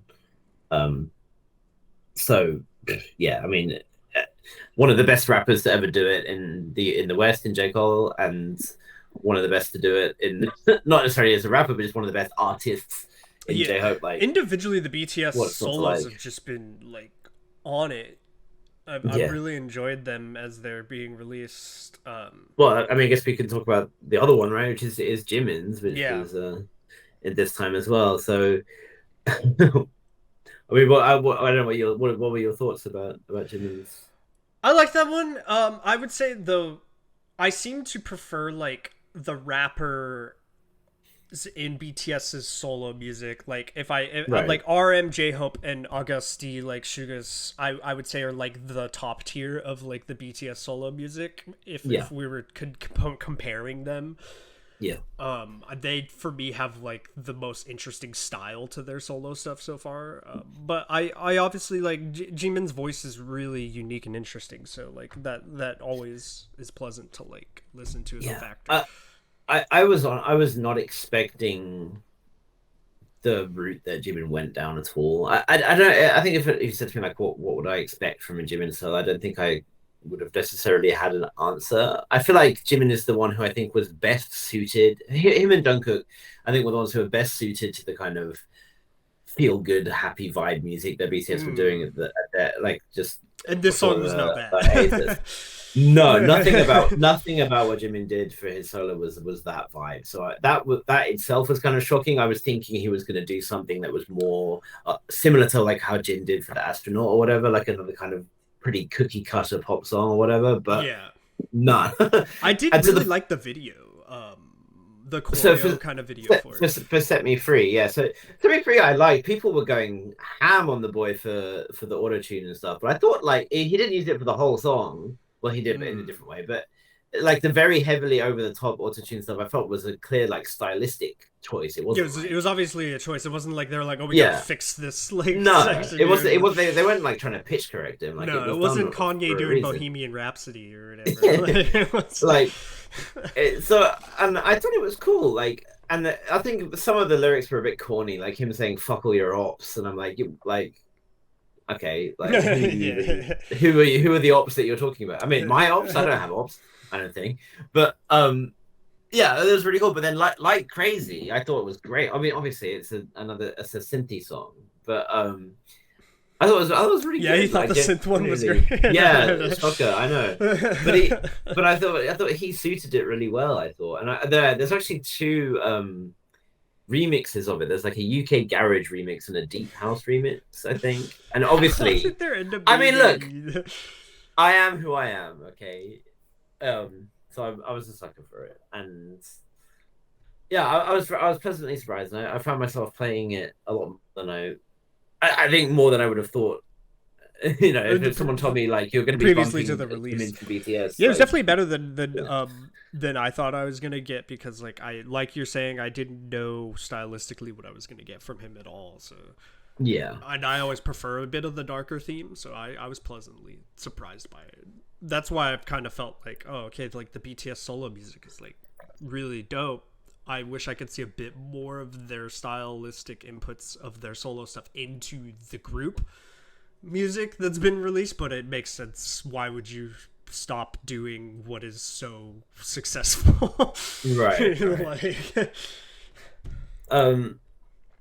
yeah, I think another one in terms of like a famous or formerly famous person who released a solo album is Kim Hyun Jung, who most people will know as the very beautifully haired man in Boys Over Flowers in the F4, who had a very scandal-ridden tail end of his career, for now like having been completely vindicated, and like he's been like cleared of every charge and everything, but he was under basically in a domestic abuse thing, yeah, divorce, and it was messy, and we don't need to go too heavily into it. But he released an album called My Son, full album, 12 songs, and it's like you're sitting down for a solid hour to go through this. But I think a very, very strong collection of songs. I didn't when I sat and listened to that, and I didn't find myself feeling like any song was a weak link. There were some very, very strong songs on there. And again, I can't. There's one hilariously called Expecto Patronum, which is just fucking hilarious. But I don't know that you showed me this one. I don't think so. No. Like I say, because it's such a good album as a whole, I couldn't think of just like one song that I wanted to highlight. But I've really enjoyed it. Again, it's kind of like an almost like indie rock kind of vibe, like alt rock kind of vibe. But just it's a very well executed, very good collection of songs, and I very much enjoyed it. So I have to give a shout out to him. And he was one of my first like biases from when I watched Boys Over. I feel like that's true for a lot. I know that name of that show because it's like a big name. I've just never watched it. Boys Over Flowers. He was also in the group SS501. Very famous old Gen boy group. That sounds like a turbo from like an old BMW or something. Like, the BMW SS501. Like, yeah, it's a good shout out to him. Providing, of course, that he's justified in having been acquitted and whatnot. Yeah, Anya, we already talked about. Gravity, I got a shout out. Okay, so Kay will be very happy we brought up Gravity. I've become a bit of a Gravity stan, a bit of a cavity. I know I've for sure seen like every Gravity release because Kay has definitely shared them all Right. in the live, and I do. They're good. I do like them. So I was not a fan of their music at the start of when they started, because it felt like because they're from Starship, right? And it felt like they were like trying to be like a diet Monster X. You know, they were like these much younger guys trying to be all hard and I mean, stuff. Diet Like, Monster X is still pretty good, but it wasn't. It Yeah, wasn't yeah, good. yeah, It yeah. wasn't hitting. And it was just like, it just felt cringy. Like Monster X have nailed that like we're cool kind of concept so well. I think that has to do too with just Monster X being like the age they are and pulling it off. For sure. But then Gravity decided to hold on. Actually, we shouldn't do this. We should like have our own style, and they kind of reinvented as a kind of like bright. It's not. They're not. I wouldn't say cute, but like a bright kind of fun party rock kind of. Not like party rock is in there, but like just like a that kind of like bright kind of boy group style, kind of like similar from like early 17, which I'm a big fan of. So they released an EP called Masterpiece, and there's some really good tunes on there. Really good tunes. I wonder if I've being so successful at like Starship brings in more like song opportunities for every artist on like the label or something like that. Like, yeah, it's an interesting factor to think of. Could be cool. Yeah. So yeah, got to give a shout out to them, because I very much enjoyed what they were doing, especially last year. Their the EP they released last year, I was a big fan of. Party rock, literally called party rock. That's why I said it. Yeah, so good stuff from them. I've just realized have I just like changed it from always bringing up Metallica to just bringing up IVE somehow in every single episode now? Well, I think you probably at one point said that IVE are like the Metallica of K-pop, so maybe. It's gonna get worse, folks. I'm gonna be more blatant in the future. Just wait. Yeah, we had Yuju from formerly of G-Friend, of course, releasing another solo. That was great. Okay. I liked it. I liked it a lot. But that's just it wasn't as good as Play. That was the problem. I just think her voice is like, I can listen to anything. You know? That's definitely true. Like, she's one of those singers. I can probably listen to anything and just be like, "Oh, this is slapping right now." You know, like I mean, there's no denying that she's a great singer, but it didn't quite hit the same way. I think that's also true for the group that released on the same day, which is Cherry Bullet, a group that we're both obviously big fans of. I liked the Cherry Bullet release. It was okay, but it wasn't as good as the previous ones, you know. So it was kind of like Girl Boss from them feeling or something, you know. Like I liked. Listen, I get any short hair Bora era for me is always gonna be like I'm fully invested. The short hair clouds your judgment, good sir. Dude, I was barely surviving the month when she was in France posting like the beret short hair photos. I was like, I need you to like leave France right now. never anything wrong with leaving France. Yeah, I mean it was cool, but I didn't find the same like, oh shit, I'm playing the hell out of this song like I did with the release last year. So, but I mean, I still love Cherry Bullet, so no issues there. Yeah. I gotta give a shout out to La Poème. Okay, so La Poème are like not an idol group; they're a vocal group, right? I'm talking like full on. You know, they have like a soprano and a alto and a baritone or whatever. Like they have like they're like Forestella, you know, like just operatic lists. But they released this fucking song called "The Fire." It's like a synth-driven banger with their operatic voices on it. I'm like, yo, how are you mixing these two things together, and why does it sound so good? That title sounds like a Dragon Force like album or something, you know, The Fire. There's another song on that one too. I'm so bad with remembering. There's so many songs these days I can never remember what things are called.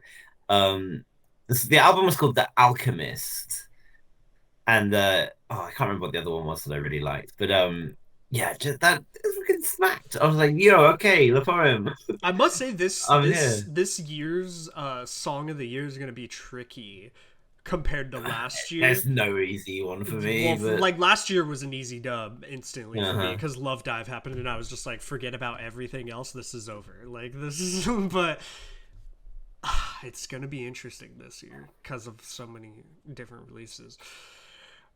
um, I guess the next one, so we had Pixie and Karma, which is this really interesting, like kind of shiny Sherlock style uh thing of like releasing songs that were like part together. So it was like hide and seek and then flip a coin and then they came together to make Karma, I think. Yep, I liked Flip a Coin from Pixie, particularly because it starts like with the recline, your life is on the line thing or whatever, Like which kind of like worked. But I wasn't crazy about what they about that whole thing. I liked Falling mm, from the EP, but doing a concept like that is really cool. Like I mean, when Shiny did it with Sherlock, like Clue and Note, and then coming together to make Sherlock was dope. But I think that's because you know, they like benefit the from the fact flip that that a song smacked. coin, didn't do it for No, you.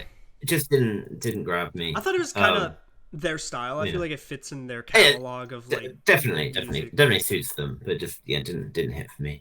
Um, and then on the same day, we had Twice, of course, Set Me Free. Oh, I feel like Twice releases now they're not the kind of events that they used to be. Like I you had I don't mean this in a bad way. I did forget that that happened.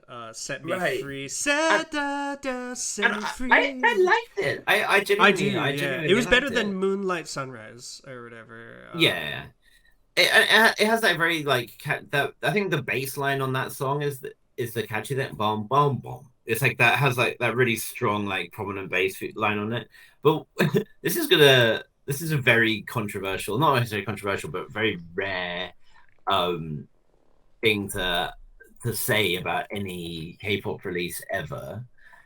Um, but the remixes, the remixes for Set Me Free, smack. Like they're genuinely really good. Better than the original. There's a couple of them, I think, like way more than they have any right to be. I think just maybe the foundation of that song is very suited for remixes. I guess. I don't know. There's an Arm and It is Hammer kind did of a remix of upbeat, it, so it definitely and can because it's Lindgren I like da think did a da da remix of it. da. Da da dun dun dun. It does have a really upbeat kind of like bass line and everything, so it makes sense that you could remix it pretty easy. Yeah, it was it just worked really well, really well.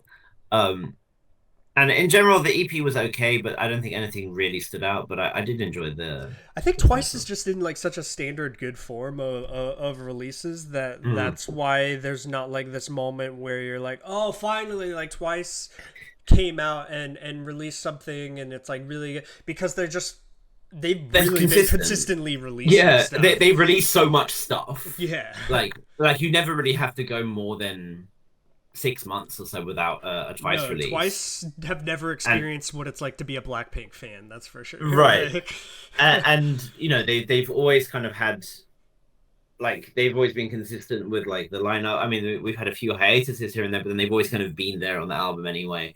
Um, it's just like okay, here's another good collection of Twice songs to add to the massive amount. I mean, this was their 12th mini album. yeah. Like they've got a lot of music now, and it's just kind of like, well, it's just adding to a pile, and it's not saying that it's bad or worse. I think generally speaking, the music has been at its kind of most consistent, like high level over the past few I years like than it Semi Free has better been. than like the last two, I think, that they. I mean, I mess with scientists as well. I like scientists, but Scientist yeah, but was even before because they've had like three since Scientist, they're, right? they're just so they just release so much music. Semi, but But now that you brought it up, it is a catchy like yeah. semi dun dun free. Bum, Da, bum, da, bum. da, da, da, da, The da, bass da, makes it. da, da, da. Yeah, and Geo Yeah. and Nyan really go high in this one, which is Oh, yeah. like always happening. But Gotta give a shout out to Tan as well for a boy group, or TAN, I guess is how you actually say it. But they released a first anniversary special album thing, Fix You. Good song. Good we're vocals. already on the first anniversary of Tan, huh? Yeah. Um. Okay. What I'm just else? What waiting else for can we you talk to about? let me know when I am Oh. Okay. there. So, well, it's gonna be right at the end. Be the last one. Uh.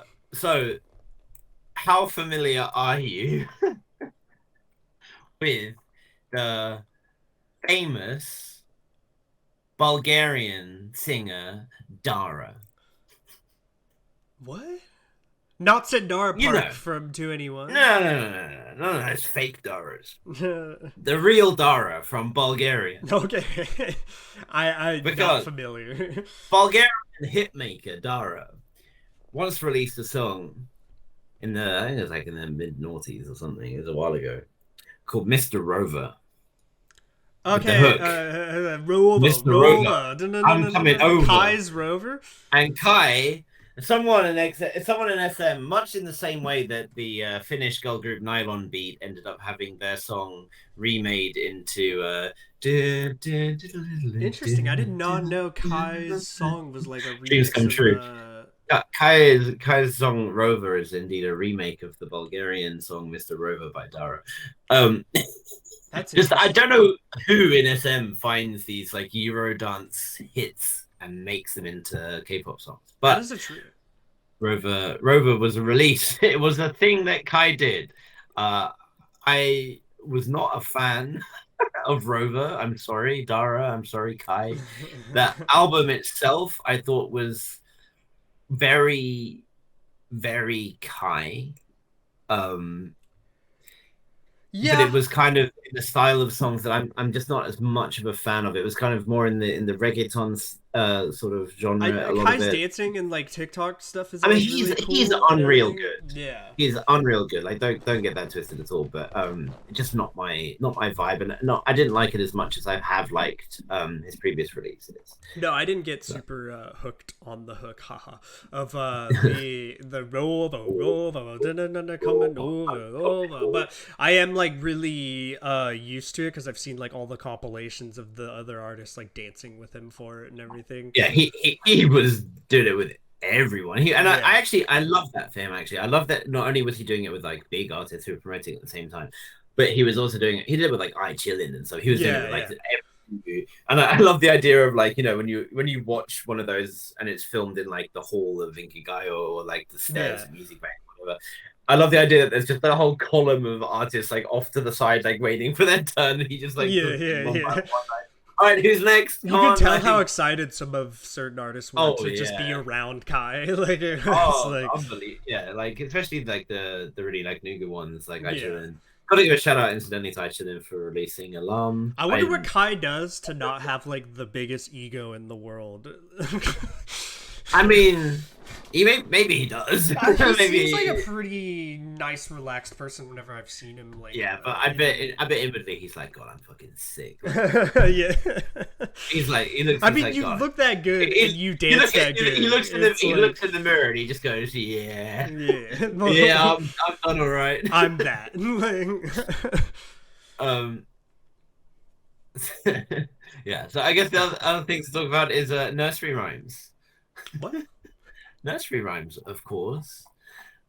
So Oh, we N mix. Okay, right. yeah, we had a couple songs. We had Young Dumb Stupid. Yeah, we had a couple of songs kind of released around the same time, which all had like The other song from Ben Mix is so much better. Love me you like want this, love me like that, love me like this, and I, I'll love you. That's exponentially better in my opinion. I kind of like both of them. I'm not like crazy on either one. It's not that I dislike the other one. The other one's just the love me like this, in my opinion, is just a much better song from them. I think Love Me Like This is saved, I think, by the end where you have like Lily just going crazy on the ad libs and stuff. Mm. And you have like the bass line is kind of like ascending. It's like they go like, Love Me Like, and yeah, as you say, like repeating that, but then it has to like it's like kind of You know what? It has like growing the stop, the energy. ba na na na na na na, Yeah. yeah, yeah. Like to me, N Mix does that stuff the best because they have these really Yeah, they do. solid vocal line that just like They do. really But nails those parts. I find myself missing the NMix switch up, really. Mm. I found myself You missing do. I love switch the ups as much as everyone, and the sometimes those were experimentation. very abrasive to experience. But I love being abrased. I like the Espa switch ups but like I will say that Dice switch up is awesome. Like over time, I've really loved the big wave, like to take it up. Dice is smacking, and I'm still an OO enthusiast. Like, even though I don't think that song is perfect by any stretch of the imagination. I guess but we'll talk about it in the future. We haven't really talked about the Ginny thing, have we? no, I guess that we can mention that. Like, so she Signed she to a left new company and stuff, and is right? now signed to Sublime. Yeah, so, but And it seems like she's gonna do stuff more as an actress than as a singer. So I and don't it seems know, like but we will never know what happened because no one is going to talk about it. I feel like she must have done an oopsie Yeah. and gotten shifted, but whatever. At least she's been able to move on and just do something else. Yeah. Good for her. Yeah. Going a shout out to Trends, actually. I never thought I'd say this. I saw Trends last year at the same time I saw Ivan AC. They were there. Okay, the group, because when you said giving a shout out to Trends, I was like, okay, Trends. something but Trends, Yeah. right? Like as Trends a with the Z, yeah. Yeah, I know. So I saw them and they were terrible. Oh, Sorry, that's really bad. But like, the song was not great, and they weren't singing it all live. It was very lackluster performance. And I was like, well, why should I? What do I have to pay attention to these guys? Like nothing is standing out here at all. But they released a single album. It's called Blue Set Chapter New Days. The songs Nightmare, New Days, and Fantasy, and they're all pretty good. Like genuinely pretty good. I think a real upside. we're not having like an 80s level turnaround here, but we're getting a pretty good turnaround. No, but I wasn't. I mean, I barely paid them any attention. I just happened to see them at this festival, and they were crap. So I hope they, I hope that continues to improve as well. But anyway, yeah, so I've got to give a shout out to them because that was a very solid release. I thought enjoyed it quite a lot. What else is the rule? We're getting there. We're close. We're close to it. Someone called Stay P. That's hilarious. We had a solo. We had a couple solos from. I guess one is we have half of it. I guess maybe we can talk about it fully next time. Yeon from TLC. She released Cherry Coke and stuff like that. Yeah. So she released Strange Way to Love in March and Cherry Coke in April. I guess we'll talk about it. We can combine them and yeah. We have Bobby releasing a solo. Bobby from Icon, of course. Yeah. Cherry Blossom. Just like a perfect Bobby song. I thought. Who doesn't like Bobby? He's like one of the most likable. Like literally, it's so hard not to like him. I mean, also I'm seeing him in Icon in 4 days as well, incidentally. But nice. Thanks for just casually dropping that in there. No. But yeah, I thought it was just like a perfect song for him. I feel like I'm gonna land in Seoul and Taeyeon's gonna be like, I'm gonna perform in LA on June 8th, and I'm just like almost like, undoubtedly. Yeah. Yes, cool stuff from that. What else is worth talking about? I feel like we had the Sunmi and we got to talk about Sunmi, dude. Like line by line, making me wait to get to Aespa. we gotta talk about Sunmi. Sunmi and Bio released that song "Lights Out." Yeah, I loved that. I did not get jealous of those teaser images being uploaded at all on Instagram. No. Wow. No, it was good. I liked it. Yeah. I mean, obviously, anything Sunmi's in, I'm gonna instantly be a fan of. Great music video. I enjoyed every moment of them having their love story with each other. I never watched the video. You didn't? Okay. And the Instagram images were them like hugging each other. I see. Gonna give a shout out to. I never know how to say this name. It's the numbers 0, 1, and 5, and then B. So I've been saying 015B, but I have no idea if that's right. They're like they've been around for a long time. It's a duo. and they do all kinds of different styles, primarily like electronic focused. And they have different singers come on to do it. So they released a song called RE14 with Minjung, who is like a frequent collaborator. Sorry, just the Very name of the group and the song title together, just like O15B RE14. Like they're sounds like releasing some Resident robot. Evil But 14 as their song. Like, and it's I would say these guys have been about. They debuted in 1990. okay. And they have experimented It with does have the genres from 90s boy group, girl group name yeah, going on there with like SES and like the right, like where right. you get like these kind of abbreviated group names like So it's two brothers actually. Kongil Obi, interesting. The Korean doesn't. Oh, Obi. Interesting. Yeah, 015B in Korean. Okay, 015B.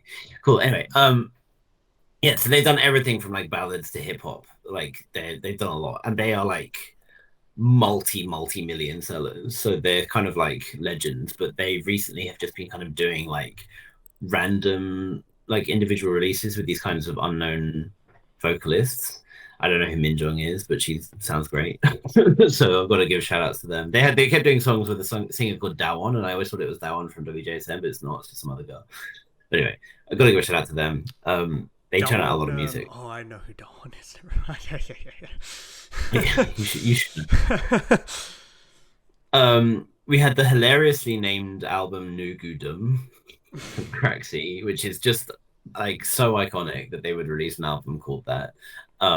Sadly, it didn't get them out of Nugudum, but it, Well, but that makes sense. You release an in album called short, Nugu, yeah, then yeah, it should be a Nugu like album.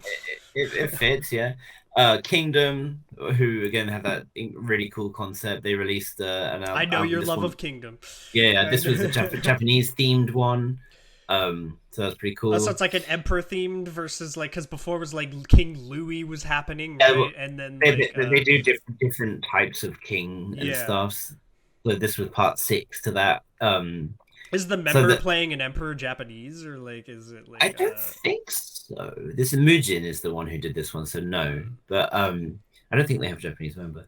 But the title track Dystopia was pretty cool. I wasn't that crazy on it to begin with, because it had the issue of like start having like cool traditional instrumentation, but then it kind of turns to just normal noisy fourth gen BG. But when I listened to it again, I was like, actually, the way it kind of built up over the song was pretty so cool. does the kingdom thing? They're all like a specific royalty or something. It's not like they switch Yeah, it from members, no, switch so out. Or it's like one's not going to be each like the album. Sultan of Brunei in like the next release or something. It might be. I think they've almost. I think they're done.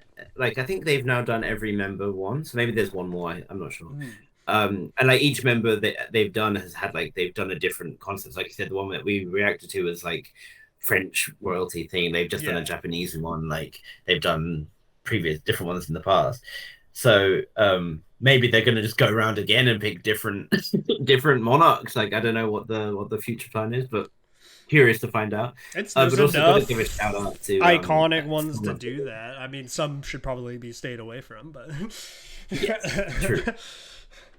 Yeah, Song of the Wind was great. I should again got to give a shout out to I love I should bits. They just won the Nugu Queendom, which was some like some survival competition show that was on like it was only accessible if you had a particular type of VR headset. That was the only way you could watch it or that is something such a like that. a very specific group of people like just Yes. singled So to. it was like hilarious conceptually like it was called like the next I think it was called Battle of the K-pop groups. Yeah, so it was only available on Pico VR, whatever that is. So it was Classy, Pixie, Busters, Pink Fantasy, and I Chillin. And this, Very so new. they released yeah they released like unique or like original songs for it. And they did some like performances and stuff for it, and they were pretty good generally speaking. Busters had a cool like disco song which I really liked, obviously, but I should have won the whole thing overall, so I've got to give them a shout out because they're my girls. I've met them a few times, Every and time you say "I chillin'," I remember that chillin'. Like, what was that song where they actually say it? Why can't I think of the melody yeah, line? That I, they actually say "I chilling" in it, don't they? they do. Yeah, yeah. They say that in multiple songs. No, but you know the one I'm thinking of. I would hope you're thinking of La Luna because that song Yes, is I a think so. masterpiece. That's the right one. I just the melody line for some reason could not like get it. Around the sun. I know I was Yeah. not thinking of "Ice Cream" by Blackpink. That's all I No. was. What else can we talk about? I'm gonna keep the. I I am going to break this table at much some as point possible. if I don't get. But we have we talk Jisoo about, as well, don't we? it's almost there. Okay, so we have first of all, let's talk about Kitsch. Okay, we can talk about Kitsch. We can talk about Ive. We can talk about So, Ive. yeah. I mean, you know me. I did prefer the one that we're going to talk about for April, but Kitsch was the music video was oh my god, and I need Eugen to like There's a lot going on. take a break from what's going on there. I don't know. But yeah, I really liked it. The pre-chorus was definitely my favorite part of Kitsch. The da na na na na na na 90s Kitsch. Da na na na na na na na na 90s Kitsch. It is really catchy. Yeah. It's hilarious that the lyric was obviously 90s bitch. Yeah. And they were like Kitsch, well, we're not gonna have that, so we're gonna change it to God, Kitsch. if they released 90s bitches the song, I would have flown out of my chair. Scene, especially given that not a single member was born in the 90s. Yeah. But, today I walked into my class and one of my students was like dancing to that and just going. She was in the back saying "kitsch, kitsch, kitsch," Yeah. and I was like, and I had to try and explain what kitsch meant to a group of like barely English literate students. Yeah. Yeah, I mean, it got a lot of people were mad about it when it dropped. People didn't like it, and I liked it. I thought it was a cool yeah, I kind of think change, from the change get of go pace. too, the verse hits. It's our turn. Da, da, da, da, da. It's really catchy, like right from the get go. Yeah, yeah. People say, "Oh, like I love the verse, but I don't like the chorus and stuff." And I was like, and the same people were like saying how much they liked "Love Me Like This," and I was like, they're the same chorus basically. Yeah. Like if you think about it, it fits really good in like the whole theme of like Ive's music and stuff, like because they kind of they have some of that darker breakdown sometimes in their music, which that does like when it hits into that part, you know, that kind of club part. I like it. Yeah, I thought it was cool. The only problem I had with it was like with the problem everyone had with it, which was Liz appears for like 7 seconds and then disappears. Yeah, she had a very limited part in that song. Yeah, but I kind of get why, because the style of it was not necessarily suited to what she brings, which is like strong vocals, right? That was not a vocally driven song. Yeah. So I get that. Yeah, I just feel like their member amount in that group is not enough to be like having someone appear for 7 seconds and disappearing. Yeah, it's not like Luna when you're like, okay, but listen. When you have Hassel and she has like 1 second, yeah, it's like, well, yeah. Especially when you don't have 12 members to give time to, like you have 6. It shouldn't be that there's hard. definitely a way to find her more time. Yeah. Okay, a few more. I'm holding off on one that I want to talk about as well as my like lesser known artists to shout out. So we have Bam Bam, Mr. FBI's most wanted according to Twitter at the moment. Like this man is a menace to our children. Get him off the street. Like a New Jeans member because he said that he likes her from New Jeans. Or he said he's a fan. He was like, I like her as a fan. I like her as a fan. Please don't get this misconstrued. And then immediately everyone jumps on him and calls him a pedophile. Great. He released a full album, Sour and Sweet. I actually quite liked it. Like I liked it more than I've only heard that song. I have not like if there's B-sides or anything. I like that song. I mean, it's a synthy song, so obviously I like it. But the album as a whole, I enjoyed more than I thought I was going to, just because like I don't necessarily think Bam Bam is like my style musically all that much. But generally, I was impressed with the album. I thought it was a very solid I pretty saw some of the consistent release. wild outfits he was performing in. Yeah, he was wearing like Like, nuts.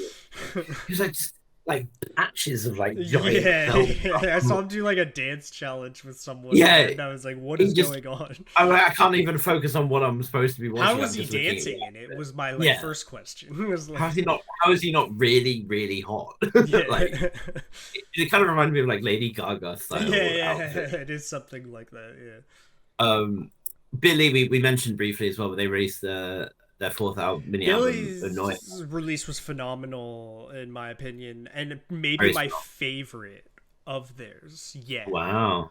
And It's hard to pick, honestly, and that's a testament to just I how strong I the love releases have been. bass, and the bass in this album is like 10 out of 10. Hmm. And I must say, this is Shion's era. Um, I had to like ban the performance video from our lives because of Shion. Sean's Is that how you say it? there's Shiyun and Sean. Sean is the one from who's Suyeon from Girls Planet. Okay, Who I Sean is how assume you you're say talking it. about. Almost like Sean. you're saying my name but harshly with like an H or whatever. Yeah. Okay. Sheon, like Yeah, Sean. that's who I'm talking about. I thought it was Shion for some reason, but it's Sean. Yeah. Okay. Yeah, she's a menace. Yeah, she's been murdering me in every like video for that. I mean, so. it will remain one of my proud moments that I picked her out from the opening video of Girls Planet, like the first OOO performance Oh, that it's they like did. yeah. And I was like, oh, I like the look of her, and then I was able to meet her in person and tell her that I liked her that from that point. Yeah, it was a very strong. It's just Of an songs. interesting thing for her. This has worked out better than being in Kepler. Well, that's arguable. That's arguable. Would you but not say that? I maybe that's just because I feel like Billy has released better music Billy hands down Billy have in my released opinion better music. than And Kepler has. I said as much to her. Honestly, I said like Billy's music is better than Kepler's music, and she agreed with me. Yeah. Obviously, Kepler are a bigger brand. I get that. You know, I just feel like Billy but, is a more lasting. oh, yeah. I feel like they've just been going on like the rise. I feel like, Yeah, and for Suki sure. is like everywhere. Yeah, she's been killing it. I mean, Sue is doing a lot. Was doing a lot as well. Yeah. But yes, I think my favorite song from that EP was the first one actually, Enchanted Night, White Night. I really liked. Mm. And it What was was also the kind one of where they're kind of like all dancing in the outfit and like it's like a gym, like school gym or something? I mean, the title is Anoia, right? Yeah, I I think don't- that is the one. That's like Yeah. I heard the whole release because Yeah. I went through it all on the live and it's all Very solid. very solid. Yeah. Solid release. It's Just been the same since Ring My Bell, like kind of. ring my bell. No, I mean, I thought all of their. I think each EP they've had so far has been extremely solid. I do, in retrospect, going back to like the first releases we checked out from them because those were some weird ones. But Yeah. I do, in retrospect, really like all of the catalog. Yeah, I think there's a lot. There's some stuff doesn't always hit as well, but I think there's a lot to At like. first, from- they were from like it. in such a weird kind of fringe of sound that I didn't know what they were gonna become, and Yes. now they have like really Then they found their feet. yeah. Yeah. Now it's really good. Yeah. Gotta give another shout out to. I'm gonna keep going and just stop you as much as I'm possible. going to die. Like We have CSR Totsalang, the adorable group of kids all born in 2005. So they're all gradually turning 18, which is a terrifying thought that people in 2005 are not 18. So they it's released an entire their group of kids born in album. 2005. It's not a YG girl group debuting. Whoa. Oy. So their music is very reminiscent, especially at the start, was very like Lovely's / G Friend coded. And it kind of gave people that like third gen girl group vibe that people have missed. Yeah. And they released this is their second mini album, title track Shining Bright. There's Just been like really a fun. whole left by G Friend, hasn't there, of that like style. Yeah. And they've had a chance to meet. They met Shinbi, I think, and they had like a nice kind of like bonding, I guess, and they already look up to them obviously, and it's really nice. I've now met them all like 10 times. So I'm not even like a if you're watching, guys, I'm sorry. I'm not even like necessarily like a huge fan of their music. Like I like it, but I'm not like crazy about it. But they're a lovely group of girls, and I do wish all the best. And they're showing like increasing So sales and because stuff. So. you've met Sean by favor from Billy. You've met Chase Soul multiple times. Okay. Yeah.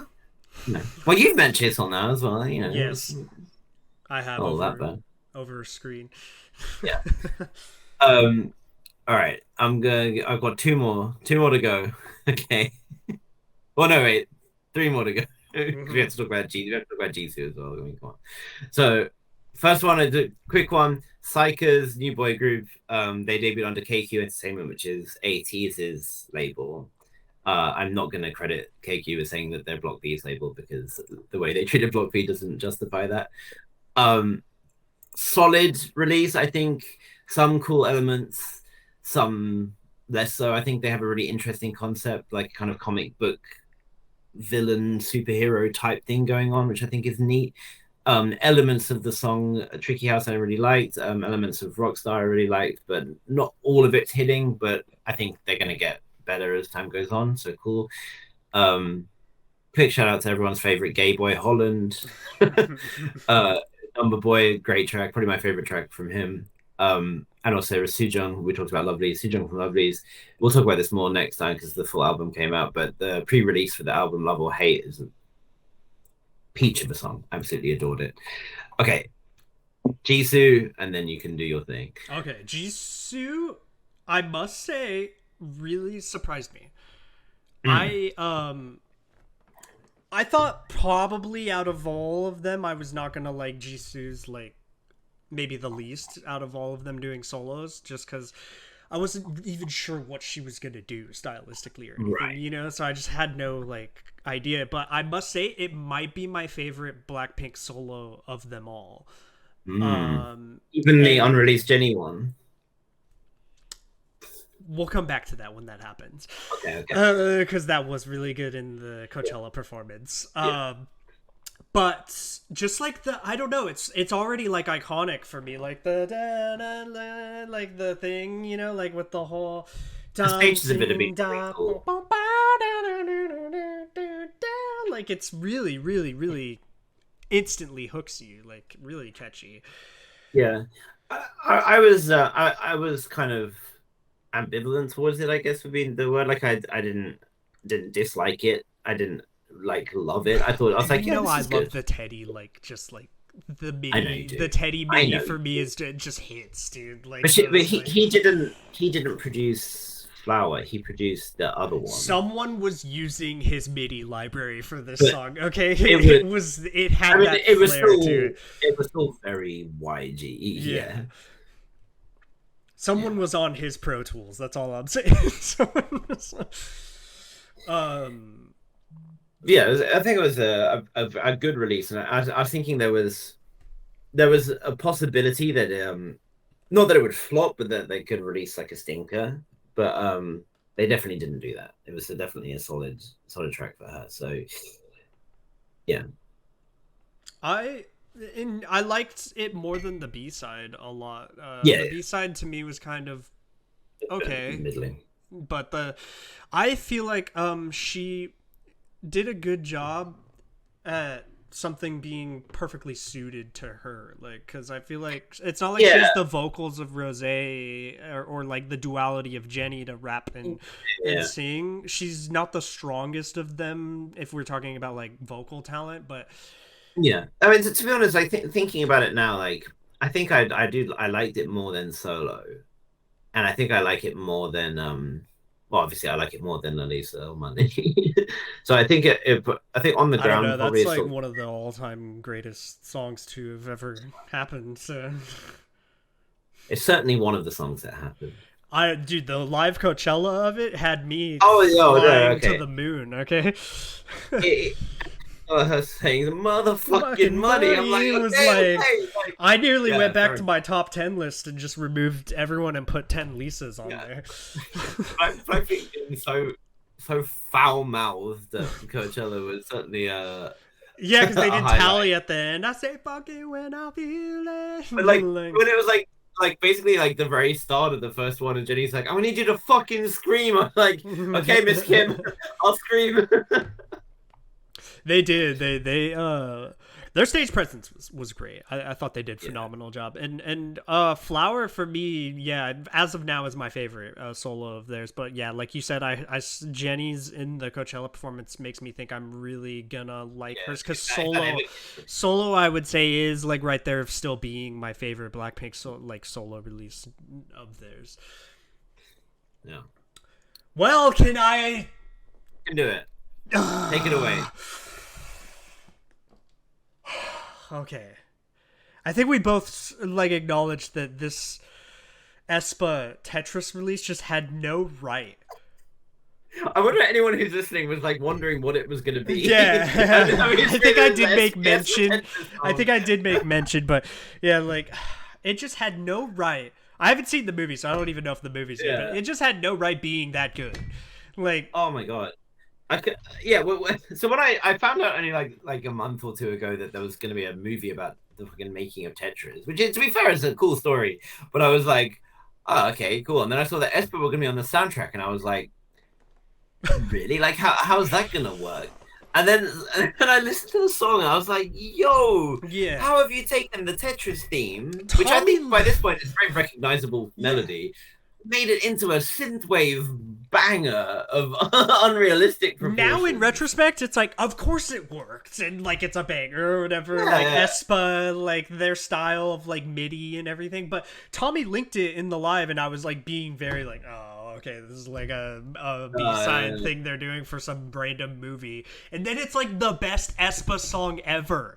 What is legit? It is probably my favorite song that aespa have released. It's like, I need a music video, and I want this live, like right now. Yeah, like, I really hope they like do kind of. I just need Soviet era winter right now, like walking around. Okay, Kalashnikov equipped. Kalashnikov equipped. What are like the big fur hat thing? You know, the very like 80s era military uniform. Like, maybe.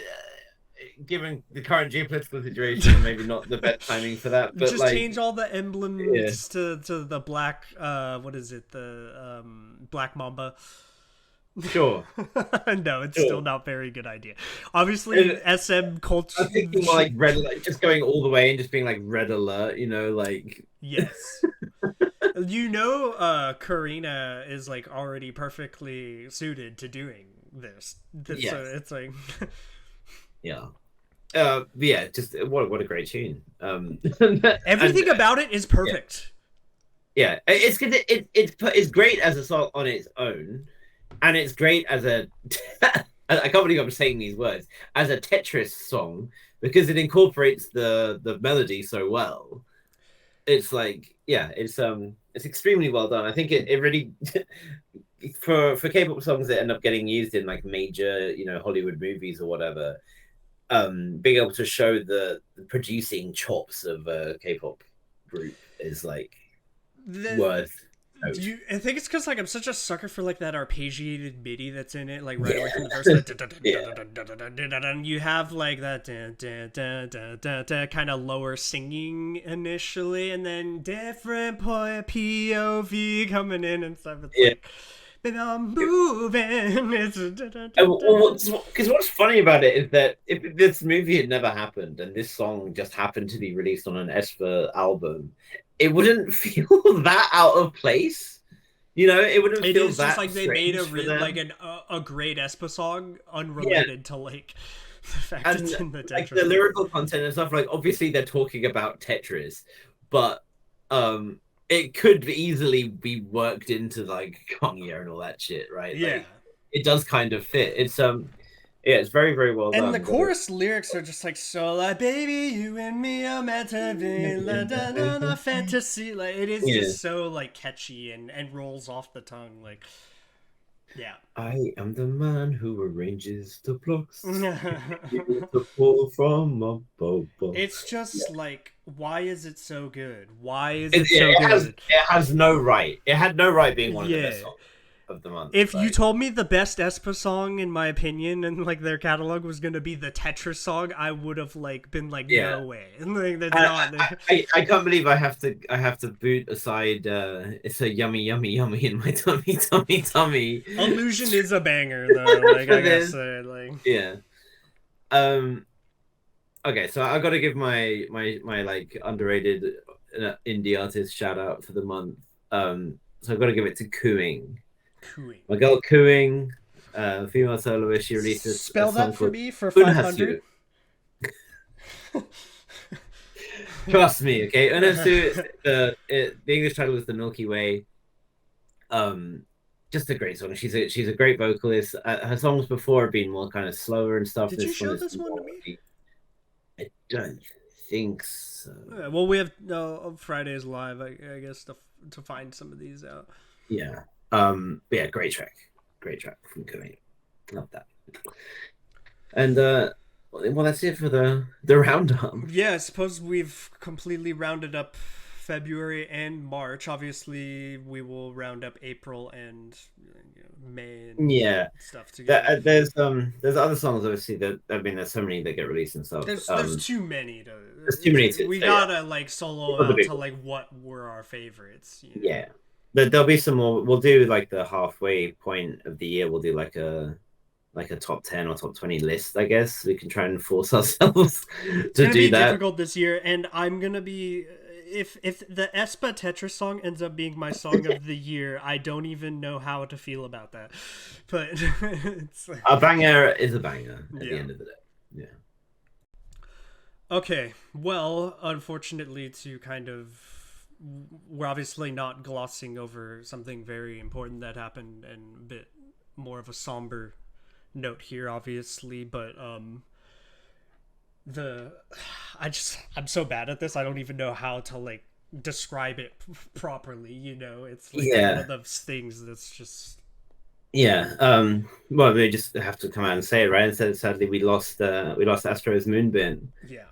Um, and I mean, this kind of stuff doesn't get any easier whenever it happens, no matter what your personal connection to the artist. I know that Astro is a group that's been shed on the lives a lot. Like, there's a couple of us who are like big fans, the unit he had with Sunha, I think, is I preferred their music to the Astros as a whole. And obviously I've met Minsua, his sister. And I never I mean, like I said, I didn't know Moonbin especially well. I didn't know if he was going through it. So the news took me completely by surprise. I think for people who knew him better, it was more like, they knew that he was struggling. But he was midway through a concert tour and stuff. It was still very very sudden. And yeah, I mean, I don't know, as two guys who just listen to K-pop and enjoy the music and stuff, it doesn't really feel right for us to comment like too heavily on it. No, yeah. But just always remember that if you're going through anything, you have people around you that you can reach out to, whether that's friends or family or whoever, or people you can talk to anonymously, whatever it might be. Like, you don't have to go through anything alone. Just remember that there's always going to be someone who's willing to listen and willing to help you. Yeah, I think there's a bit of a stigma sometimes where people kind of forget that everyone has obviously bad mental moments and different experiences, where I feel like people are a lot more understanding of that stuff than we think each other are. Yeah. Like, Yeah. we try to keep it hidden a little too much sometimes, I guess you'd say.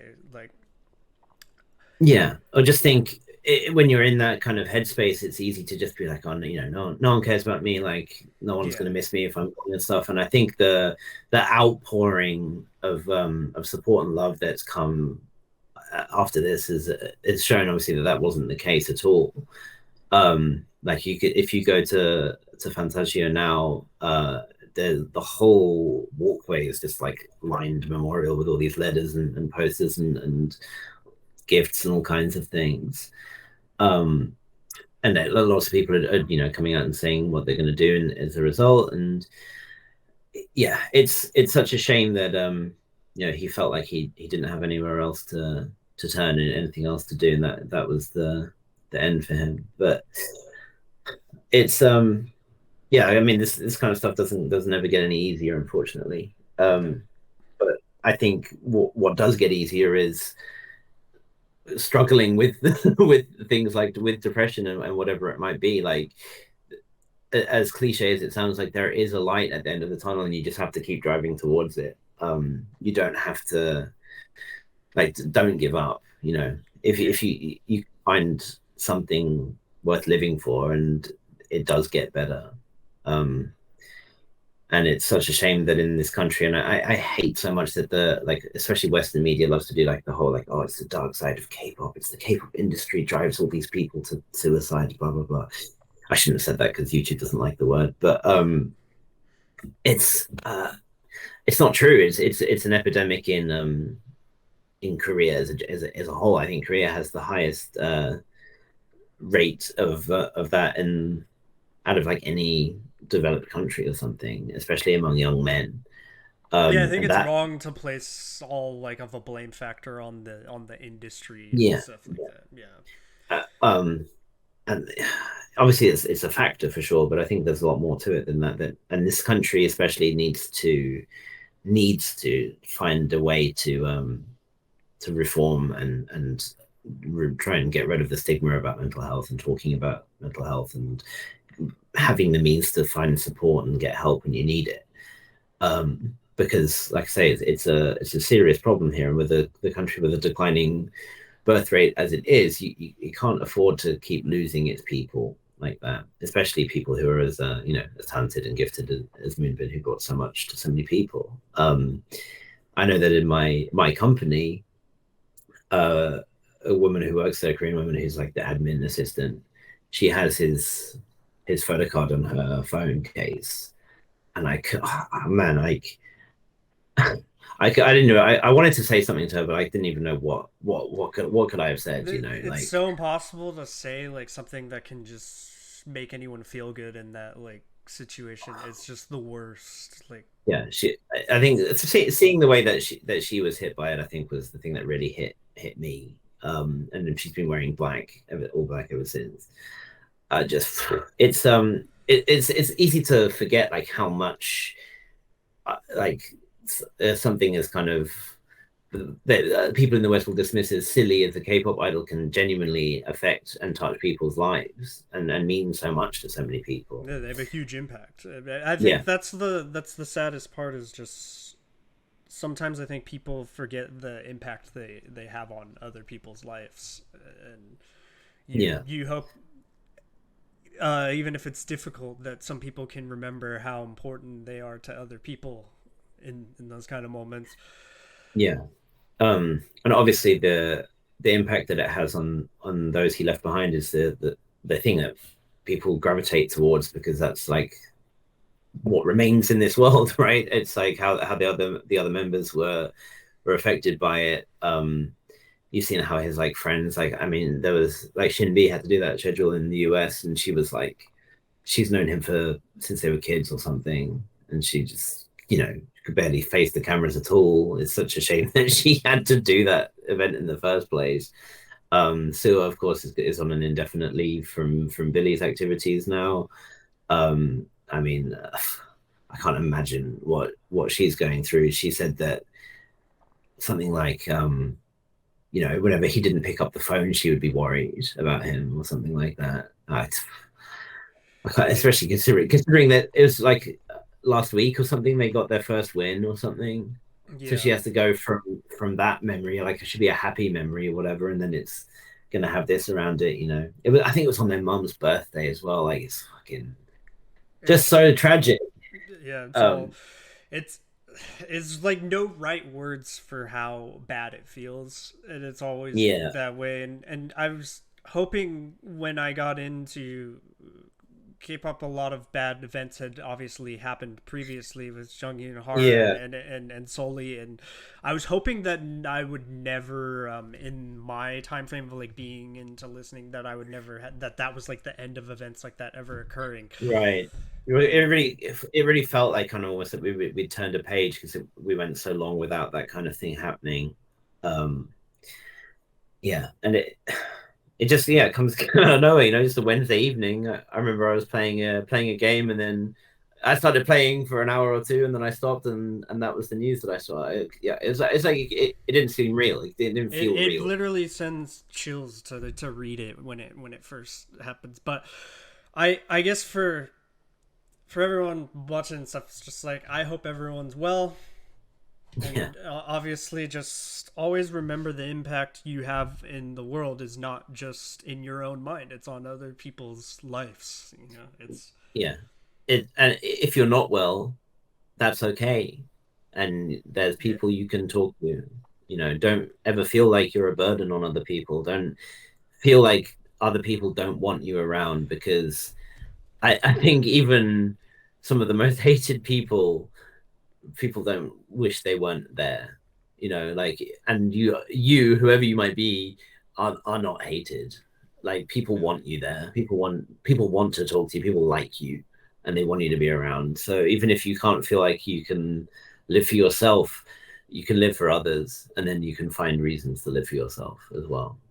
I guess to conclude, the shining light I always see at like the end of the tunnel from these events is the response to it Mm-hmm. when it happens. Always gives me hope, kind of that in the future there will be so much less stigma to just being open about how you're feeling. Yeah, you really, really have to hope so. I know it's kind of a trite comparison, but having seen how we recently had like laws being signed on the as kind of as a fallout of what happened with Lee Sun Ki and with Chu. I know that's a bizarre comparison to make, but finally there was some tangible result in law.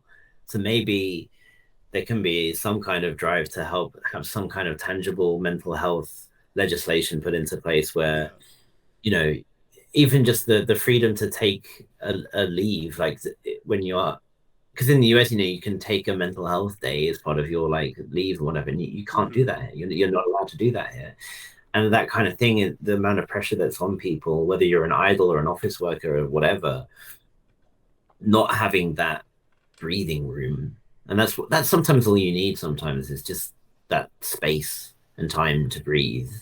You know, just anything, whatever it might be. I hope that there can be some room for I've positive also change. seen IU really battling the online bullying, which I think is a huge factor of certain cases and stuff. So hopefully in the future, there's just a lot more factors preventing such Yeah, occurrences. Well, yeah, I hope everyone is okay, safe, and feels well. And if you don't, it's fine too. I'm yeah. Honan. I'm Oliver. Goodbye.